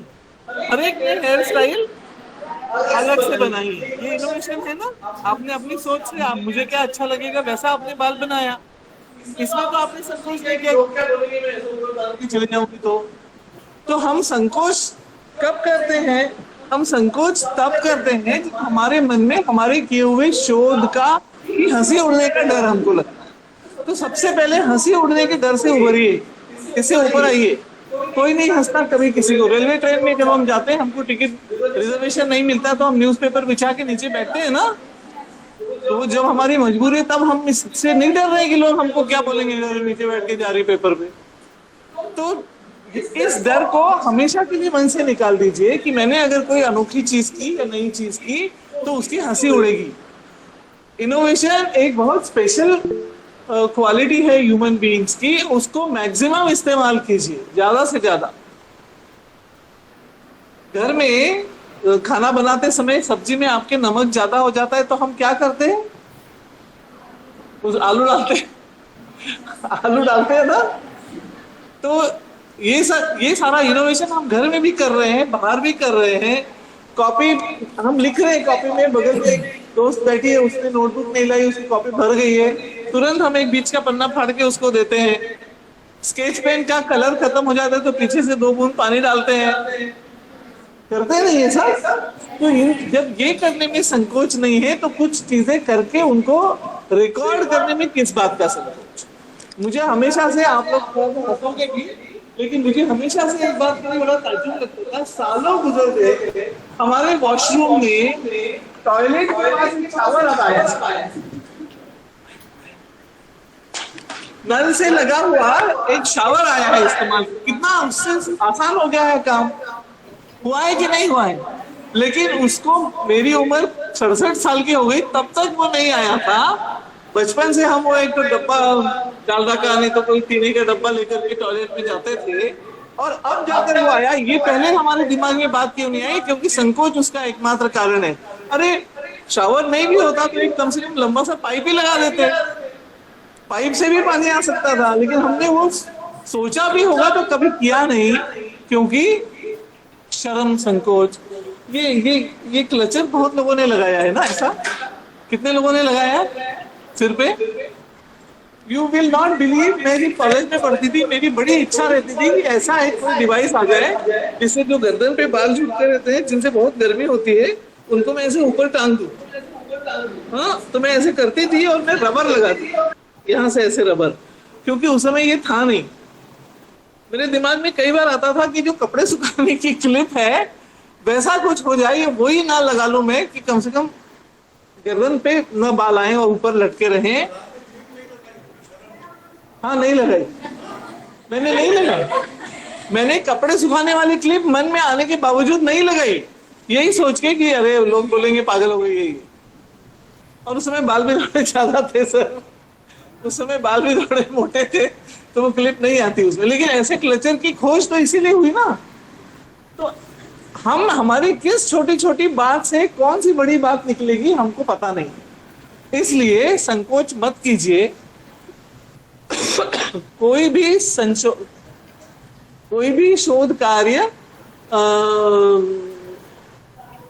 हास्यास्पद नहीं होता, वो हमेशा किसी न किसी अच्छी चीज को जनरेट करता है। कॉन्फिडेंस रखिए। हर चीज को हम रिकॉर्ड नहीं कर सकते, हर चीज को हम पेटेंट नहीं कर सकते, लेकिन कुछ चीजें जो रिफाइन हो जाती हैं, जो एडवांस हो जाती हैं, जो बहुजन हिताय हो जाती हैं, उनका हम पेटेंटाइजिंग और रजिस्ट्रेशन कर सकते हैं। फ्लाई ऐश, जब हमारे इंडस्ट्रियलाइजेशन बहुत हो गया, चिमनियों से बहुत सारा फ्लाई ऐश निकलने लगा इंडस्ट्रीज से, पहाड़ बन गए इंडस्ट्रीज के, तब जाके फ्लाई ऐश के ब्रिक्स और पोल्स बनने की स्थिति आई ना। आजकल हम नए घर बनाते हैं, उनमें हम मिट्टी से ईंटें ना बना के फ्लाई ऐश के ब्रिक्स यूज करते हैं ना, वो ग्रे कलर के। देखे सबने, बातें मत करो बेटा, सुनो, हेलो, आपस में बातें मत करो, कुछ अकल बढ़ाओ, है ना। हाँ, आपस में बात करके कुछ नहीं होगा। तो ये जो ब्रिक्स है फ्लाई ऐश की, ये अब आई, क्यों आई?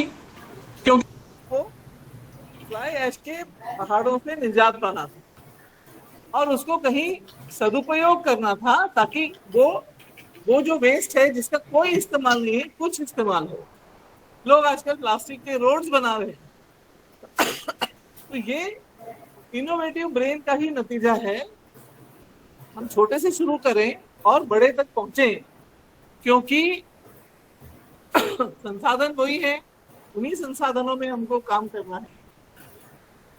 और आप लोगों के ऊपर ही दारोमदार है, इसलिए किसी सोच को छोटा मत समझिए, इनोवेशंस कीजिए, लाइए और हमारे यहाँ सजेशन बॉक्स में सजेशन डालिए। I wish you all the very best. Thank you.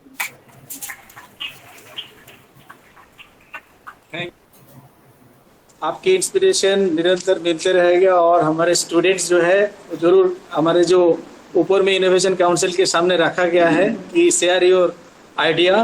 तो मैं सबसे पहले today special guest mister Abhishek Ranjan Kumar sir, welcome, innovation officer, ministry of education innovation cell. Thank you, sir. Welcome to you, Abhishek Ranjan sir, who served as the innovation officer at the Ministry of Education Innovation Cell, Government of India. Mr. Kumar sir played a key role in promoting innovation and entrepreneurship in educational institutions across the country, and he is actively involved in designing and implementing programs that encourage students, teachers, and institutions to think creatively and develop new idea and contribute to the national innovation ecosystem. And under his leadership, many institute and initiative like the Institution Innovation Council, IIC, and Smart India Hackathon, and have seen great success and helping to build a strong culture and innovation in the school and college and also university. And his experience and dedication make him an inspiration for young innovators and educators, and alike we are honored to have him with us today and look forward of these valuable insights. And also, I once again say our institution Innovation Council 3-star rating. The College Innovation Council has received a 3-star from the Ministry of Education Innovation Cell, and this award means that our college is doing a great job in promoting new idea, innovation, entrepreneurship among the student and teachers. So, and another achievement, sir, NAC A grade accreditation, Chaitanya Science and Arts College, Palmgad has received an A grade from National Assessment and Accreditation Council NAC. So we are very happy, sir. अपने हमारे बीच आए हैं, तो I would like to invite Mr. Abhishek Ranjan sir. Welcome to you, sir. Over to you, sir. मेरी आवाज आ रही है?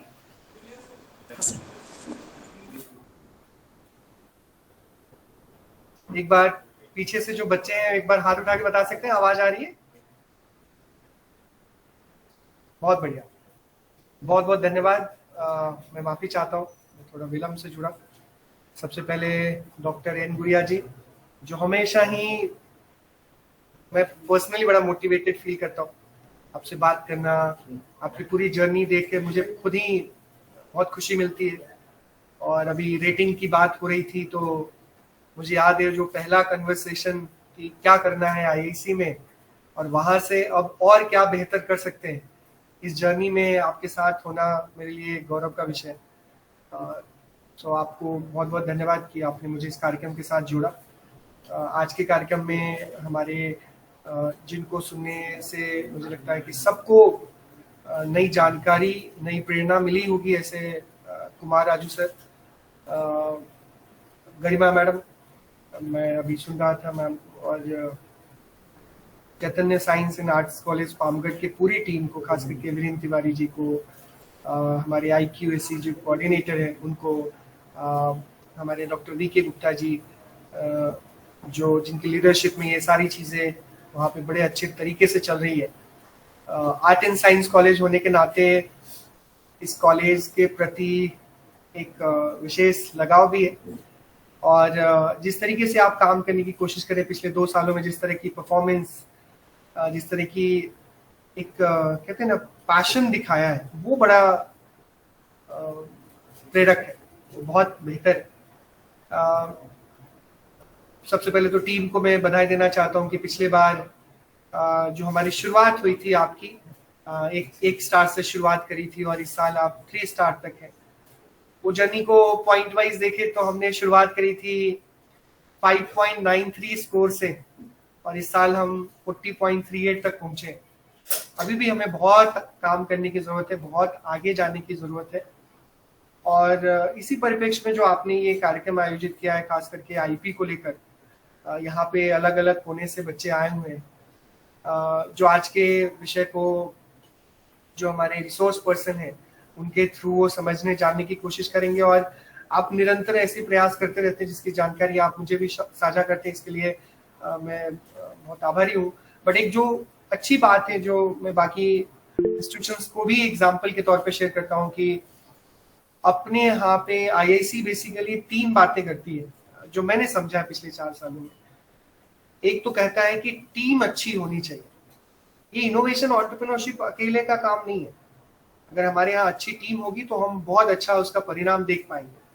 और जब परिणाम की बात करता हूँ तो हमने देखा है कि IIC मॉडल बोलता है कि आप अपने यहाँ पे इंटरनल मेंबर्स और एक्सटर्नल मेंबर्स का कॉम्बिनेशन ऐसा बनाए कि जहाँ पे अलग अलग डिपार्टमेंट से टीचर्स भी हो, नॉन टीचिंग मेंबर्स भी इसका हिस्सा बन सकते हैं जो कि इनोवेशन एंटरप्रेन्योरशिप पर रुचि लेते हैं, काम कर रहे हैं। और साथ ही साथ में वैसे लोगों को भी ऑन बोर्ड करिए जो आपकी कॉलेज के साथ डायरेक्टली तो जुड़े हुए नहीं है, बट एक एक्सटर्नल मेंबर के नाते आप उनको ऑन बोर्ड कर सकते हैं। इनके साथ मिलके सबको अलग अलग रिस्पॉन्सिबिलिटी दीजिए, सब मिलके कम से कम 3 महीने में एक बार जरूर साथ मिलिए, बात करिए, और सबके सहमति से, सबके सुझाव से, सबके प्रयासों से अपने यहाँ पे इनोवेशन एंटरप्रेन्योरशिप का एक अच्छा कल्चर बनाए। और ये प्रोसेसेस आई बिलीव कि आपके यहाँ पे जो मेरा जो डेटा सेट कहता है कि तकरीबन 16 टीचिंग नॉन टीचिंग मेंबर्स और तकरीबन 24 बच्चे और ऐसे 2 एक्सटर्नल मेंबर्स, ये आपकी टीम का हिस्सा है। इनको और स्ट्रेंथन करने की जरूरत है और उसके थ्रू आप इस काम को और आगे बढ़ा सकते हैं। मैं विषय पे आने से पहले 2 विषय और उल्लेखनीय तौर पे आपके सबके सामने रखना चाहता हूँ कि हमारे प्रयासों में, जैसा मैंने पहले भी बोला, कि टीम बहुत महत्वपूर्ण है और टीम के लिए एक्सटर्नल मेंबर्स के तौर पे मैं आज सुझाव दूंगा। आने वाले दिनों में हम आईपी डे में बनाने वाले हैं, आप अपने टीम में ऐसे 1-2 आईपी एक्सपर्ट्स भी जरूर रखिए। ऐसे लोगों को भी रखिए जो खास करके छत्तीसगढ़ के कल्चर के साथ जुड़े हो और साथ ही साथ में आईपी की भी समझ रखते हो, जो हमारे उन बच्चों को भी गाइड कर पाए जो ग्रामीण इलाकों से आते हैं, जिनका जो भले ही कोई तकनीकी नवाचार, कोई टेक्नोलॉजी डेवलप नहीं कर रहे हो, बट आने वाले दिनों में वो अपना बिजनेस शुरू करने वाले हैं, एंटरप्रेन्योरशिप के डायरेक्शन में जाने वाले, उनके लिए बहुत कुछ है जो हम अभी कुछ एग्जांपल्स के थ्रू आपसे साझा करेंगे। तो एक्सटर्नल टीम मेंबर्स में कुछ अच्छे लोगों को आप और जोड़िए, उसके बहाने आपकी आईएसी और मजबूत होगी। जो दूसरा बात जो आईएसी हमेशा बात करती है वो है रेगुलर एफर्ट्स की, रेगुलर एक्टिविटीज की। आप बहुत सारी एक्टिविटीज करते हैं और आने वाले दिनों में पूरा देश दुनिया में आईपी वीक मनाने वाले हैं, हम लोग भी मनाने वाले हैं।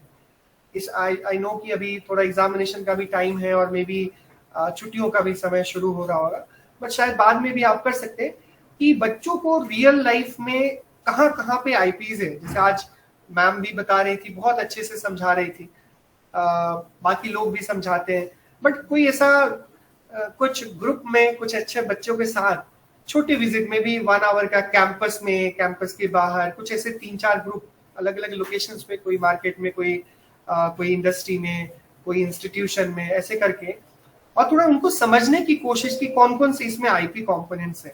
हमेशा लोगों को लगता है पेटेंट करना ही आईपी याद है, बट उसके अलावा भी जो छोटी छोटी चीजें जो आज सर भी जो पेटेंट ऑफिस से आए हैं उन्होंने भी साझा किया होगा, उन सबको जानने समझने में जब हम एक बार एक्चुअली जानते समझते हैं और फिर उसके साथ रिलेट करते हैं तो बहुत फायदा होगा।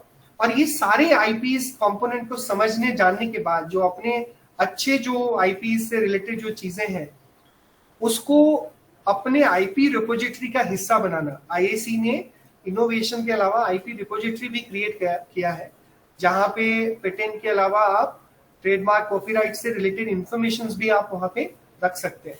तो उसको भी थोड़ा एक्सप्लोर करना, उसमें भी बच्चों को मोटिवेट करना, अपने faculties, teaching non teaching members को करना, ताकि आप इसको प्रोटेक्ट कर पाए और ये आपकी एक्टिविटीज का एक हिस्सा भी बन जाएगा। और पूरे साल भर में मुझे बहुत अच्छे से याद है, पिछले साल भी ऐसा कोई आयोजन हुआ था जिसका मैं हिस्सा बना था।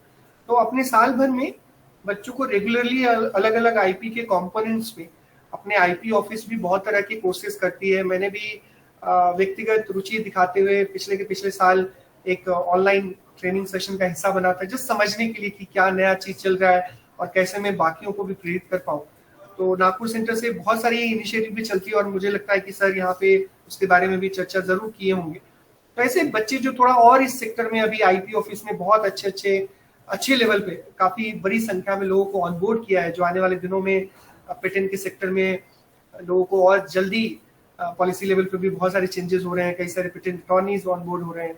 तो इस सेक्टर में भी इसको एक्सप्लोर करने का मौका हमारे बच्चों को मिल सकता है। कई सारे बच्चे हैं जो शायद बीए बीकॉम करने के बाद वो लॉ करने की सोचेंगे और लॉ करने के बाद भी वो आईपी के सेक्टर में कुछ सोच पाए, उस डायरेक्शन में भी कुछ हम एक्टिविटीज इसमें ऐड कर सकते हैं।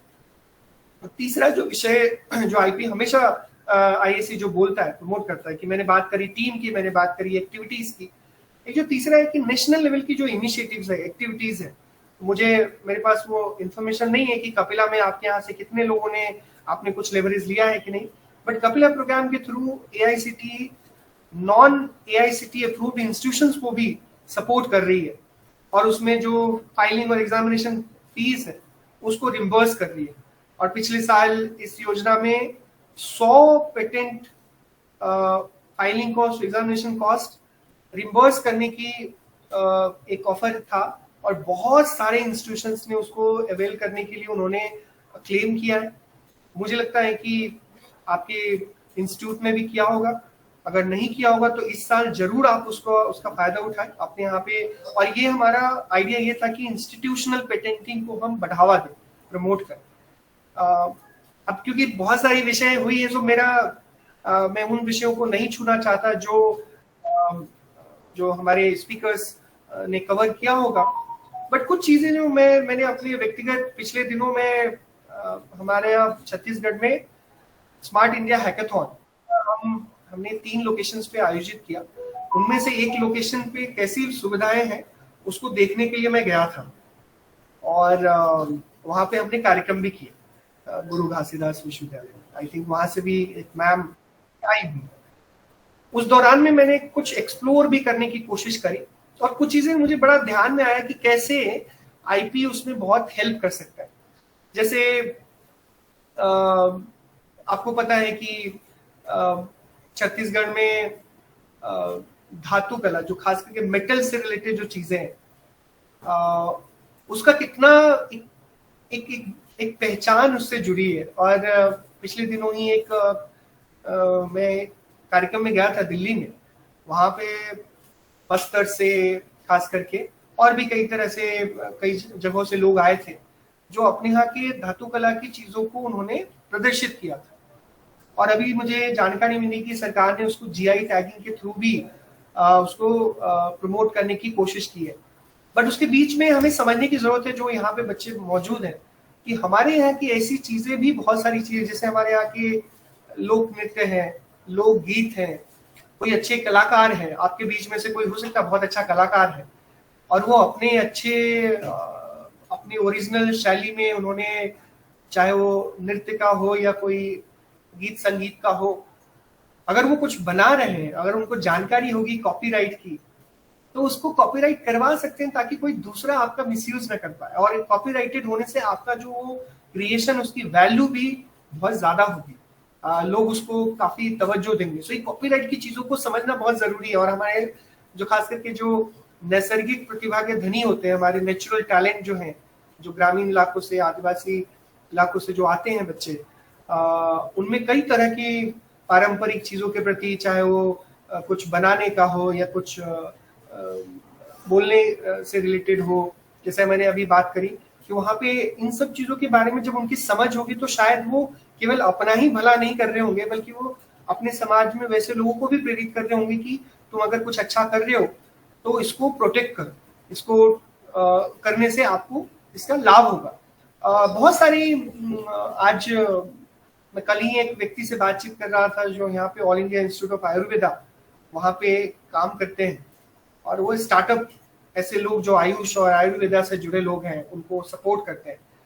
वो बोल रहे थे कि पारंपरिक जो औषधि ज्ञान है, जो खास करके जिसको हम कई बार देसी ज्ञान, और कई बार लोग आजकल शहरों में उसको मजाक भी उड़ाते हैं, बट हमने कोविड के टाइम में देखा कि किस तरीके से वो लोगों के जीवन में एक बदलाव लाने और लोगों को बेहतर करने में बहुत महत्वपूर्ण हुआ।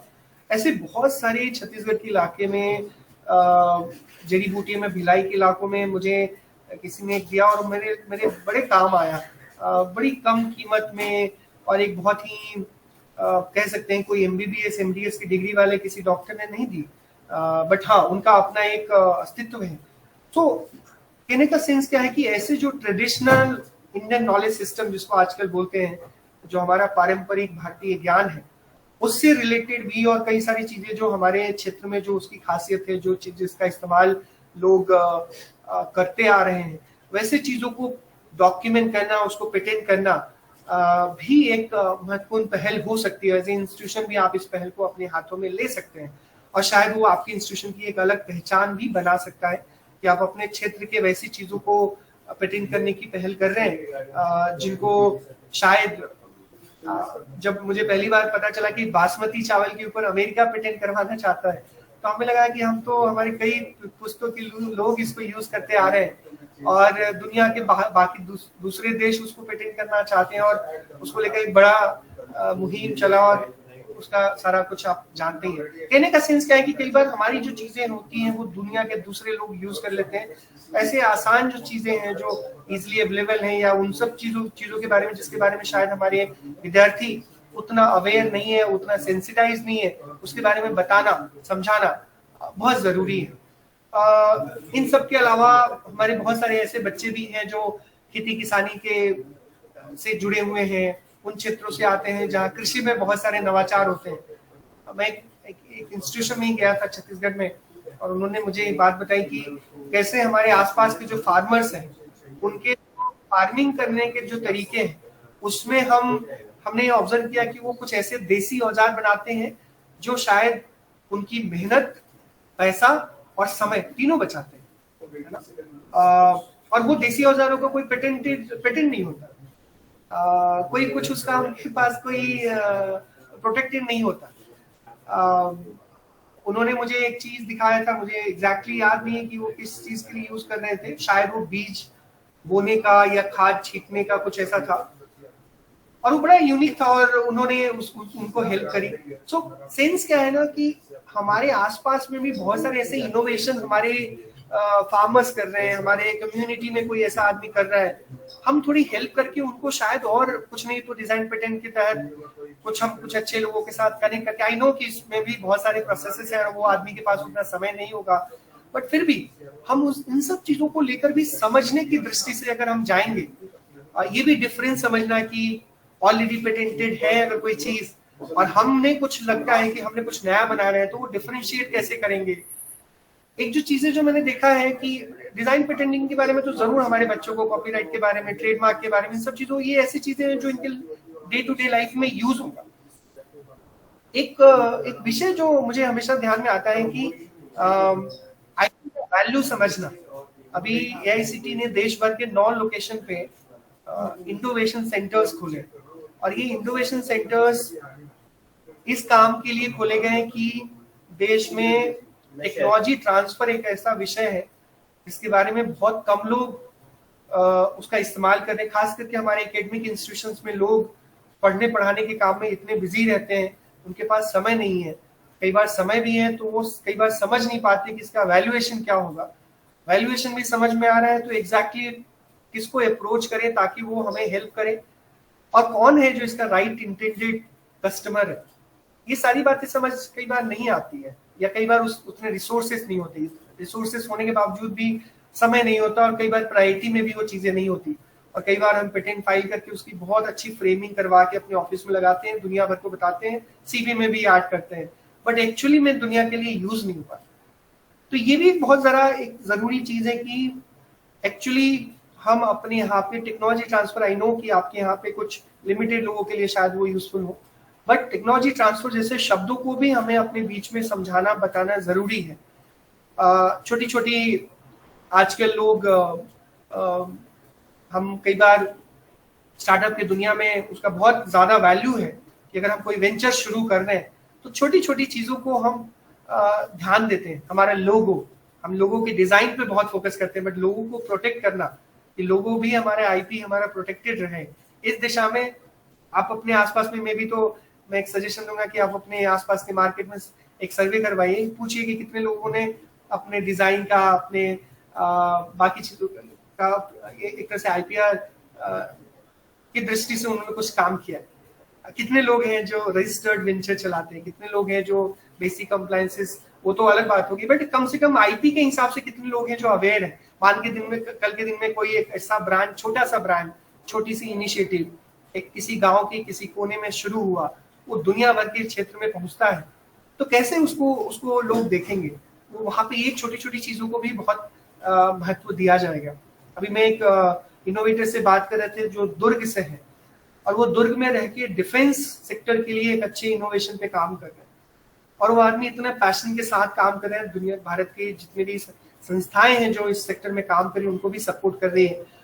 और ही वाज सेइंग कि सर आईपी के लिए हम टेक्नोलॉजी को लेकर इतना ऑब्सेस्ड थे, इतना पैशन के साथ काम कर रहे थे कि हमने आईपी के ऊपर थोड़ा कम ध्यान दिया। बाद में हमने ध्यान देना शुरू किया, नाउ उसकी वैल्यू हमें समझ में आ रही है। सो कई बार क्या भी होता है कि जो हमारे जो बच्चे जो इनोवेटर्स हैं, जो हमारे एंटरप्रेन्योर्स हैं, उन सबको जो रोजमर्रा के जीवन में आईपी कैसे यूज होता है, उस दृष्टि से उनको समझाने बताने की जो पहल है आप कर रहे हैं लगातार, उसको और ज्यादा हम क्रिएटिव इनोवेटिव वे से कर सकते हैं। और खास करके जो हमारे आर्ट एंड साइंस, खास करके जो लाइफ साइंसेस के जो बच्चे हैं, उनको भी बताने समझाने की जरूरत है। और साथ ही साथ में आजकल पिछले दिनों में एक स्टार्टअप से मिला जो एक काम करता है कि जो लाइफ साइंसेस के जो इनोवेटर्स हैं उनको और इंडस्ट्री के बीच की जो गैप है उसको फिल करने के लिए काम कर रहे हैं। मुझे बड़ा यूनिक लगा कि बहुत सारे इंस्टीट्यूशंस में जो हमारे इनोवेटर्स हैं, चाहे वो टीचर हो सकते हैं, स्टूडेंट्स हो सकते हैं, अपने लैब में ही पूरा समय बिताते हैं। वैसे लोगों के लिए ऐसी सारी इंसेंटिव कई बार वो इस तरीके से करते हैं कि जो मार्केट की जो नीड है, जो इंडस्ट्री की जो नीड है, उस हिसाब से वो एक्सपेरिमेंट करते हैं लीगली सारी चीजों को करते हुए, और उस गैप को भी फिल करने की कोशिश करें। बट जो टिपिकली जो आर्ट्स बैकग्राउंड से हैं या जो नॉन टेक्निकल बैकग्राउंड से हैं, उनके लिए भी कैसे ये इस सेक्टर को समझना, जानना, प्रैक्टिकल यूज, इन सब के ऊपर अगर हम इसी तरीके से प्रयत्नशील रहें, प्रयास करते रहें, तो मुझे लगता है कि हमारे सब बच्चों को कम से कम एक अवेयर सिटीजन के नाते, एक अवेयर स्टूडेंट्स के नाते they will contribute to the ecosystem. और आने वाले दिनों में मैं 3 इनिशिएटिव के बारे में बता के फिर मैं अपनी बात को समाप्त करूंगा। एक है कि, और जो शायद आप पहले जिनके बीच में मैं शेयर कर रहा हूँ, ऑफिशियली आपके पास आएगा 21 से लेकर 26 तक, हम चाहते हैं देश भर के सारे संस्थान आईपी को लेकर एक अवेयर हो, अपने आप पे ज़्यादा से ज़्यादा अवेयरनेस की एक्टिविटीज करें, और उसको लेकर भी हम कुछ एक्टिविटीज शेड्यूल कर रहे हैं। तो मैं आप सबको यही बोलूंगा कि उन कार्यक्रमों का आप हिस्सा बनिए। नो डाउट वर्चुअली ही हम प्लान करेंगे, बट वर्चुअल सेशन में भी एक तन्मयता के साथ, एक कमिटमेंट के साथ, एक टाइम लेकर उस चीज को ज्वाइन करना और उसके मैक्सिमम बेनिफिट्स को उठाना, उसके लिए मैं आप सबको प्रेरित करूंगा कि आप सब उसका हिस्सा बने जब सूचना मिले। दूसरा है कि एक इनिशिएटिव जो हम हर साल इनोवेटर्स को सपोर्ट करने के लिए, फंडिंग सपोर्ट करने के लिए करते हैं, युक्ति इनोवेशन चैलेंज। सो उसके तहत मैंने पहले भी साझा किया कि मुझे बहुत खुशी है बात बताते हुए कि हम केवल इंजीनियरिंग और मैनेजमेंट के इंस्टीट्यूशंस को ही नहीं, बल्कि देश भर के हर तरह के, हर कैटेगरी के बच्चों को प्रेरित करते हैं और उनको सपोर्ट भी करते हैं। जहाँ पे 10 लाख तक की फंडिंग राशि भी मिलती है उनको। पिछले साल हमने 135 ऐसे बच्चों को चुना था, 135 बच्चों को, जिसमें कुछ फैकल्टी भी थे। तो ये सबके लिए ओपन है। आप अपने यहाँ पे युक्ति इनोवेशन रिपोजिटरी बनाकर उसका जो प्रॉपर इवैल्यूएशन प्रोसेस है, बहुत सिंपल प्रोसेस है, बच्चों को ऑनबोर्ड करना जो इनोवेशन लेवल पे है, जिनके प्रोटोटाइप थोड़े रेडी हैं, और ऐसे लोगों को आप अपने लेवल पे इंटरनल कमेटी बना के इनिशियल स्क्रूटनी करना, ताकि आप अपने टॉप 10 इनोवेशंस को नॉमिनेट कर पाए, और उनको नॉमिनेशन के बाद एक नेशनल लेवल पे कुछ इनिशिएटिव होगी जहाँ पे हम उनकी कैपेसिटी डेवलपमेंट पे भी काम करेंगे। साथ ही साथ में उनको पिचिंग के लिए बुलाया जाएगा। 2 राउंड की पिचिंग के बाद जो सिलेक्टेड होंगे उनको अप टू 10 लाख तक का सपोर्ट मिलेगा। तो हम चाहेंगे कि इस बार छत्तीसगढ़ से पिछले बार केवल 1 बच्चा सिलेक्ट हुआ था, इस बार उन्हें 135 में, हम चाहेंगे इस बार वो नंबर बढ़े और आपके इंस्टीट्यूशंस या आपके माध्यम से जो आसपास के इंस्टीट्यूशंस हैं उस तक ये बातें पहुंचे। और तीसरी जो इनिशिएटिव जो है जिसके बारे में मैं आप सबसे साझा करना चाहूंगा कि इस बार से हमने केवल पहले फैकल्टी मेंबर्स के लिए हम इनोवेशन एम्बेसडर ट्रेनिंग प्रोग्राम चलाते थे, जहाँ पे वो बेसिक लेवल, एडवांस लेवल की ट्रेनिंग करते थे, बट हमने उसमें बच्चों के लिए भी वो ओपन किया है, जहाँ पे हमारे कॉलेज के बच्चे जो आईआईसी काउंसिल के मेंबर्स हैं वो भी इनोवेशन एम्बेसडर ट्रेनिंग प्रोग्राम कर सकते हैं। और वो ट्रेनिंग प्रोग्राम उनको एक इनोवेशन एंटरप्रेन्योरशिप इकोसिस्टम के बारे में एक बेसिक बुनियादी जानकारी देने में बहुत मददगार साबित होगा। तो आप अपने यहाँ पर भी बच्चों को प्रेरित करें कि वो ट्रेनिंग प्रोग्राम का हिस्सा बने और वो अपने कन्वीनियंस के अकॉर्डिंगली कभी Saturday, Sunday, Monday, morning, evening, night, as per their और कन्वीनियंस वो कंप्लीट कर सकते हैं। और ऐसा होने से आपके यहाँ पे और रिसोर्सेस होंगे जो कि बुनियादी जानकारी के साथ आपके आईआईसी के एफर्ट्स को बढ़ावा देंगे। आखिर में मुझे बस इतना ही बोलना है कि जैसा मैंने पहले भी बोला शुरुआत में भी कि एज एन इंस्टीट्यूशन आप जो पहल करते हैं, जो लगातार कोशिशें कर रहे हैं, वो बहुत ही प्रेरक है। और मुझे याद है हमारे पिछले जो हायर एजुकेशन सेक्रेटरी मूर्ति सर हमेशा हायर जो आर्ट एंड साइंस कॉलेजेस हैं उसको बहुत आगे बढ़ाने, उसके साथ जुड़ने, उसको एनकरेज करने की बातें सर हमेशा मोटिवेट, और हम लोग भी लगातार इस चीज़ को ध्यान में रखते हुए, और इस मामले में मुझे केरल के इंस्टीट्यूशन के साथ काम करने का मौका मिलता है, मुझे बड़ी प्रेरणा मिलती है। वहाँ पे कुछ ऐसे कॉलेजेस हैं जिनको मैंने देखा है जहाँ पे हैं वो art and science college, but उनके यहाँ की जो इंक्यूबेशन फैसिलिटी है वो अच्छे इंजीनियरिंग कॉलेजेस में नहीं है। वो आर्ट एंड साइंस कॉलेज होते हुए भी आसपास की इंजीनियरिंग कॉलेजेस को मेंटरशिप प्रोवाइड करते हैं under our mentor mentee program. So हम किसी से कम नहीं, ऐसा भाव लेकर, और हम भी देश को विकसित भारत बनाने में कंट्रीब्यूट करेंगे। छत्तीसगढ़ शासन भी कई तरह की इनिशिएटिव, इस साल की बजट में भी मैंने देखा कि स्टार्टअप को प्रमोट करने के लिए उन्होंने अलग से राशि की भी अनाउंसमेंट किया है, जो जानकारी मुझे मिली। और लगातार सरकार की प्रयास भी है, राष्ट्रीय स्तर पे भी, राज्य स्तर पे भी, और पेटेंट ऑफिस लगातार नए नए नियमों से, पॉलिसी डिसीजन से, प्रोसेसेस को इम्प्रोवाइज करते हुए हम सब के लिए एक अच्छा माहौल, एक अच्छा वातावरण बना है। आई थिंक इसको हमें सबको इस्तेमाल करना चाहिए। पुनः इस कार्यक्रम में शामिल करने के लिए मुझे बहुत बहुत आभार, और मुझे उम्मीद है कि आज का आयोजन हमारे बच्चों के लिए, हमारे फैकल्टी मेंबर्स के लिए बहुत ही लाभकारी होगा, और जो लोग इस कार्यक्रम में वर्चुअली, फिजिकली, सब लोग जो लोग आए हैं उन सब के प्रति मैं अपना आभार प्रकट करता हूँ। बहुत बहुत धन्यवाद। अगर कोई प्रश्न हो मेरे लिए तो आप पूछ सकते हैं। बहुत बहुत आभार सम्मानीय Shri Abhishek Ranjan Kumar, innovation officer, ministry of education, innovation cell.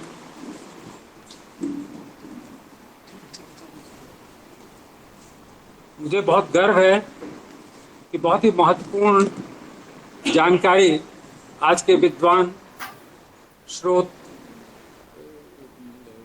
जो हमारे वक्ता, resource person mister Kumar Raju, assistant controller of patents and design, Rajiv Gandhi national institute of intellectual property management, Nagpur, doctor Shrimati Garima Tiwari, assistant professor department of forestry and wildlife, Guru Ghasidas Vishwavidyalaya Bilaspur, Chhattisgarh, हमारे inspiring chairman Shri Virendra Tiwari ji,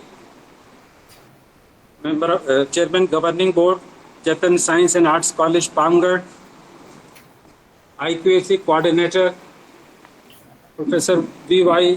Joglekar, an eminent professor of physics, learned professor Mrs. Joglekar, learned faculty members, and dear all innovators. बहुत ही खुशी की बात है कि institution innovation council ने ये जो आयोजन किया, और इसका अभिप्राय है कि आपकी जो सबसे अमूल्य निधि है, आप सबकी अमूल्य निधि क्या है बता सकते हैं आप लोग? आपका सबसे अमूल्य, अभी इतने विद्वान वक्ताओं के आपने विचार सुने, आपकी सबसे अमूल्य निधि क्या है? आपकी सृजनात्मकता, आपके विचार, आइडियाज। इन आइडियाज को, इस निधि को सुरक्षा प्रदान करने के लिए, इसको वैल्यू प्रदान करने के लिए आज ये कार्यक्रम इंस्टीट्यूशन इनोवेशन काउंसिल ने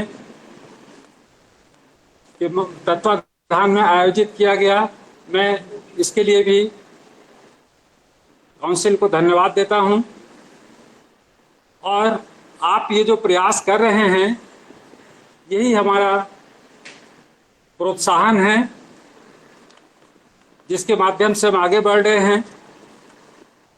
ये जो हमारे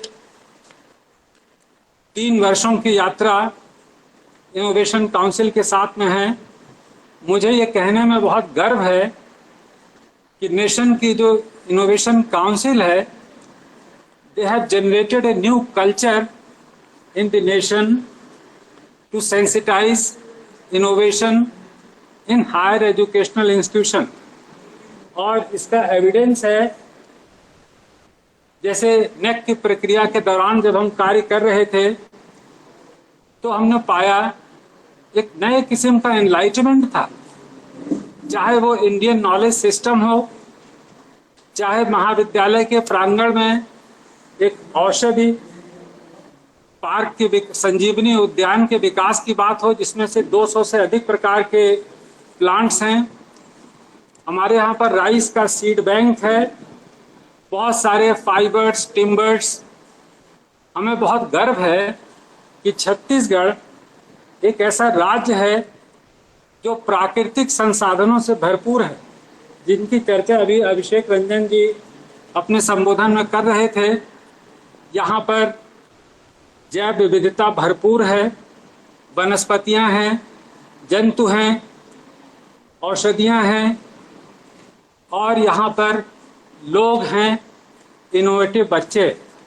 यहाँ पर सारे संपूर्ण संसाधन हैं, लेकिन इनोवेशन काउंसिल ने एक प्लेटफॉर्म दिया है जिसके माध्यम से आइडिएशन संभव हो सकता है, संभव है। और अच्छी शिक्षा वही है जो हमें ये बताती है हाउ टू थिंक, हमें सोचना सिखाती है। और इसी प्रक्रिया में ये आज का ये कार्यक्रम आयोजित है, और हम अपेक्षा करते हैं कि हमारे जितने भी इनोवेटर्स यहाँ पर आज सम्मिलित हैं, हम में से प्रत्येक कुछ नए विचार, नए आइडियाज़ लेकर के आएगा। अभी श्री राजू जी कह रहे थे कि विचार नया होना चाहिए। उसकी तकनीकी विशेषताओं के बारे में आपने जाना कि कैसे आप कॉपीराइट कर सकते हैं, कैसे आप पेटेंट कर सकते हैं, ट्रेडमार्क बना सकते हैं। मतलब आपके जितने भी प्रोडक्ट हैं, इन सब को आप इनोवेशन के माध्यम से आप डॉक्यूमेंट कर सकते हैं, क्योंकि आज 21वीं सदी ज्ञान का युग है, और इस ज्ञान में इंफॉर्मेशन ही पावर है। जिस देश में जितना टेक्नोलॉजी है या इंफॉर्मेशन है या जितने पेटेंट्स हैं, वो उतनी शक्तिशाली है। Information is power. तो हमारे देश में जो प्राकृतिक संपदा है, हम सब की जो सकारात्मक सृजनात्मक क्षमताएं हैं, उनको हमको डॉक्यूमेंट करना सीखना होगा, पेटेंट करना सीखना होगा, डिजाइनिंग को पेटेंट करना है, और जो भी आपकी क्रिएटिव कंपोजिशन है। आप देखिए, बेसिकली 5,000 वर्षों का अगर हमारा इतिहास अगर हम देख लीजिए, तो आवश्यकता आविष्कार की जननी है। हम सब, हमारा हर क्षण अनुकूलन की ओर है, एडेप्टेशन की ओर है, जिसका मतलब इनोवेशन ही है। इनोवेशन और कुछ भी नहीं है, केवल एक नए तरह से परिवर्तित परिवेश में स्वयं को व्यवस्थित करने की प्रक्रिया है। तो हम चाहते हैं कि ये जो इंस्टीट्यूशन है, हमारे जो इनोवेशन काउंसिल है, महाविद्यालय का जो इंफ्रास्ट्रक्चर है, हम आपको प्रेरित करने के लिए यहाँ पर उपस्थित हैं।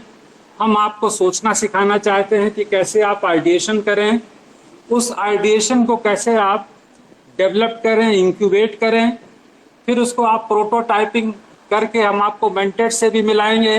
अपने यहाँ इंक्यूबेशन सेल है, और इस इंक्यूबेशन सेल में उस आइडिया में बहुत सारी जो तकनीकी आवश्यकताएं हैं, उससे हम आपको इक्विप करेंगे। बहुत सारे मेंटर्स हमारे पास 28 से अधिक MOU हैं सर विभिन्न संस्थाओं के साथ में, और ये बहुत ही सक्रिय रूप से हम सबसे जुड़े हैं, जिसमें कई A ग्रेडेड इंस्टीट्यूशंस हैं, यूनिवर्सिटीज़ हैं, इंस्टीट्यूट्स हैं, और बहुत सारे एजुकेशनल इंस्टीट्यूशंस हैं।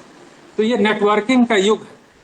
This is an age of open access innovation and participation and collaboration, cooperation and critical thinking.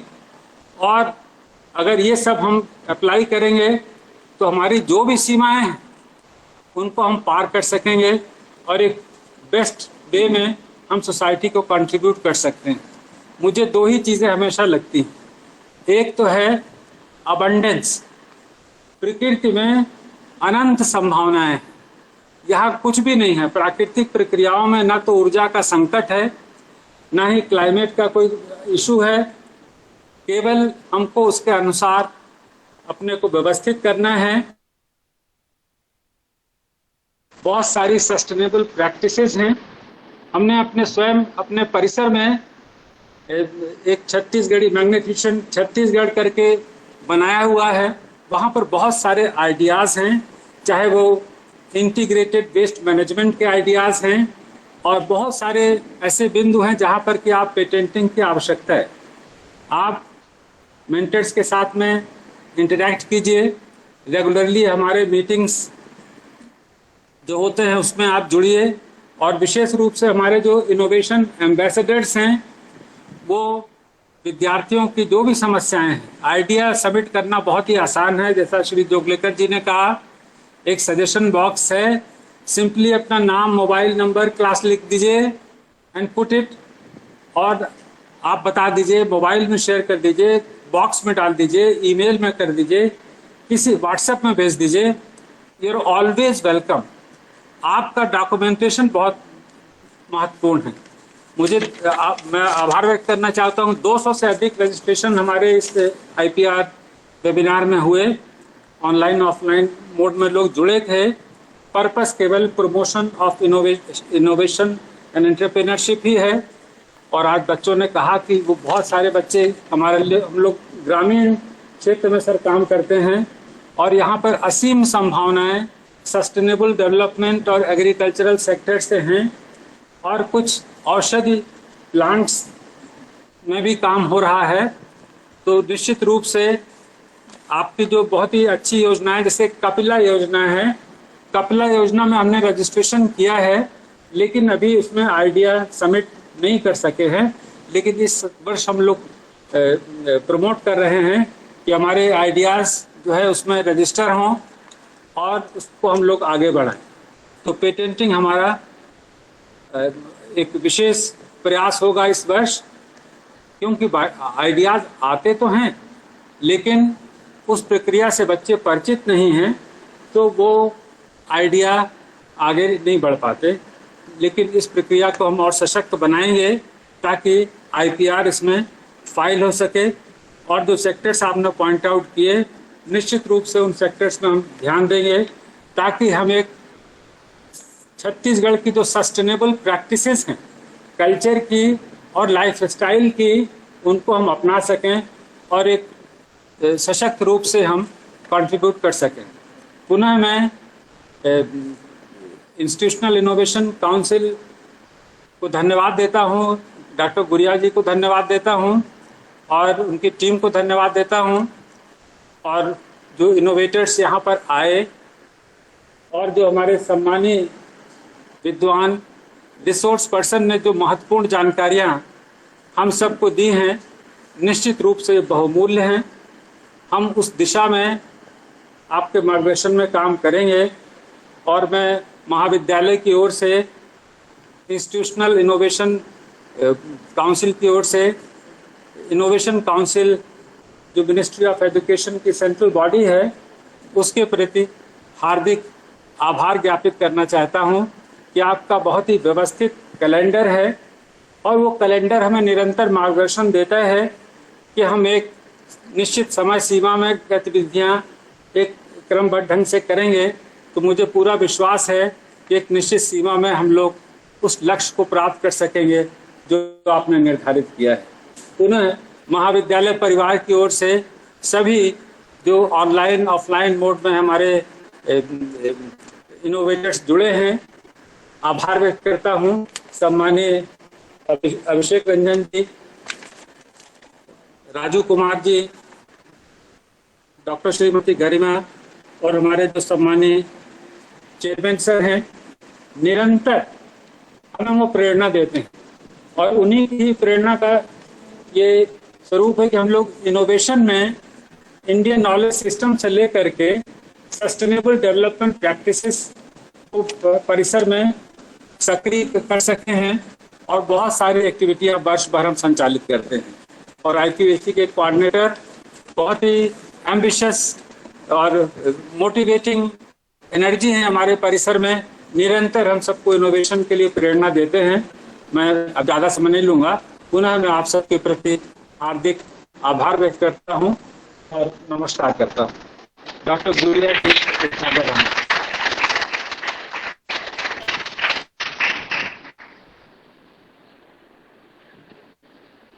You sir.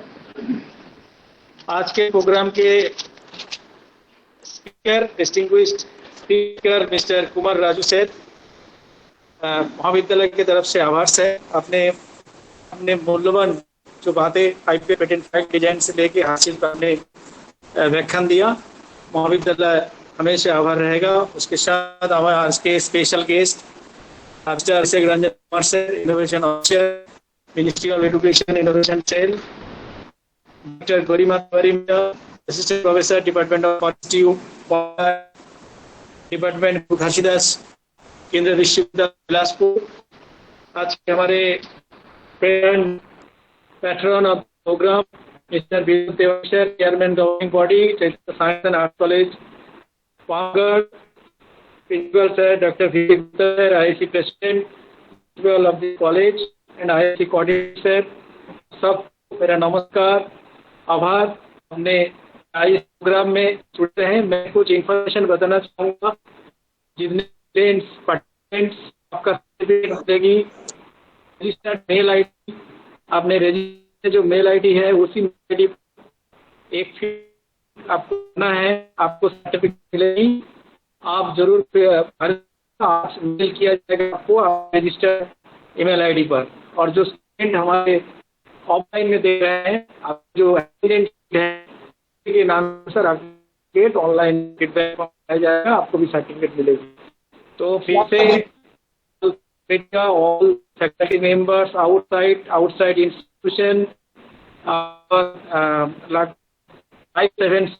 जुड़े हुए फैकल्टी मेंबर्स और हमारे इंडियन काउंसिल के 7.0 के सभी कन्वीनर और इंडिया के बहुत सारे कन्वीनर ऑनलाइन प्रोग्राम में आपको फिर से मेरा नमस्कार, आशीर्वाद दे रहे हैं। हम निरंतर प्रयास करेंगे, तेरा प्रोग्राम ऑर्गेनाइज करेंगे के लिए।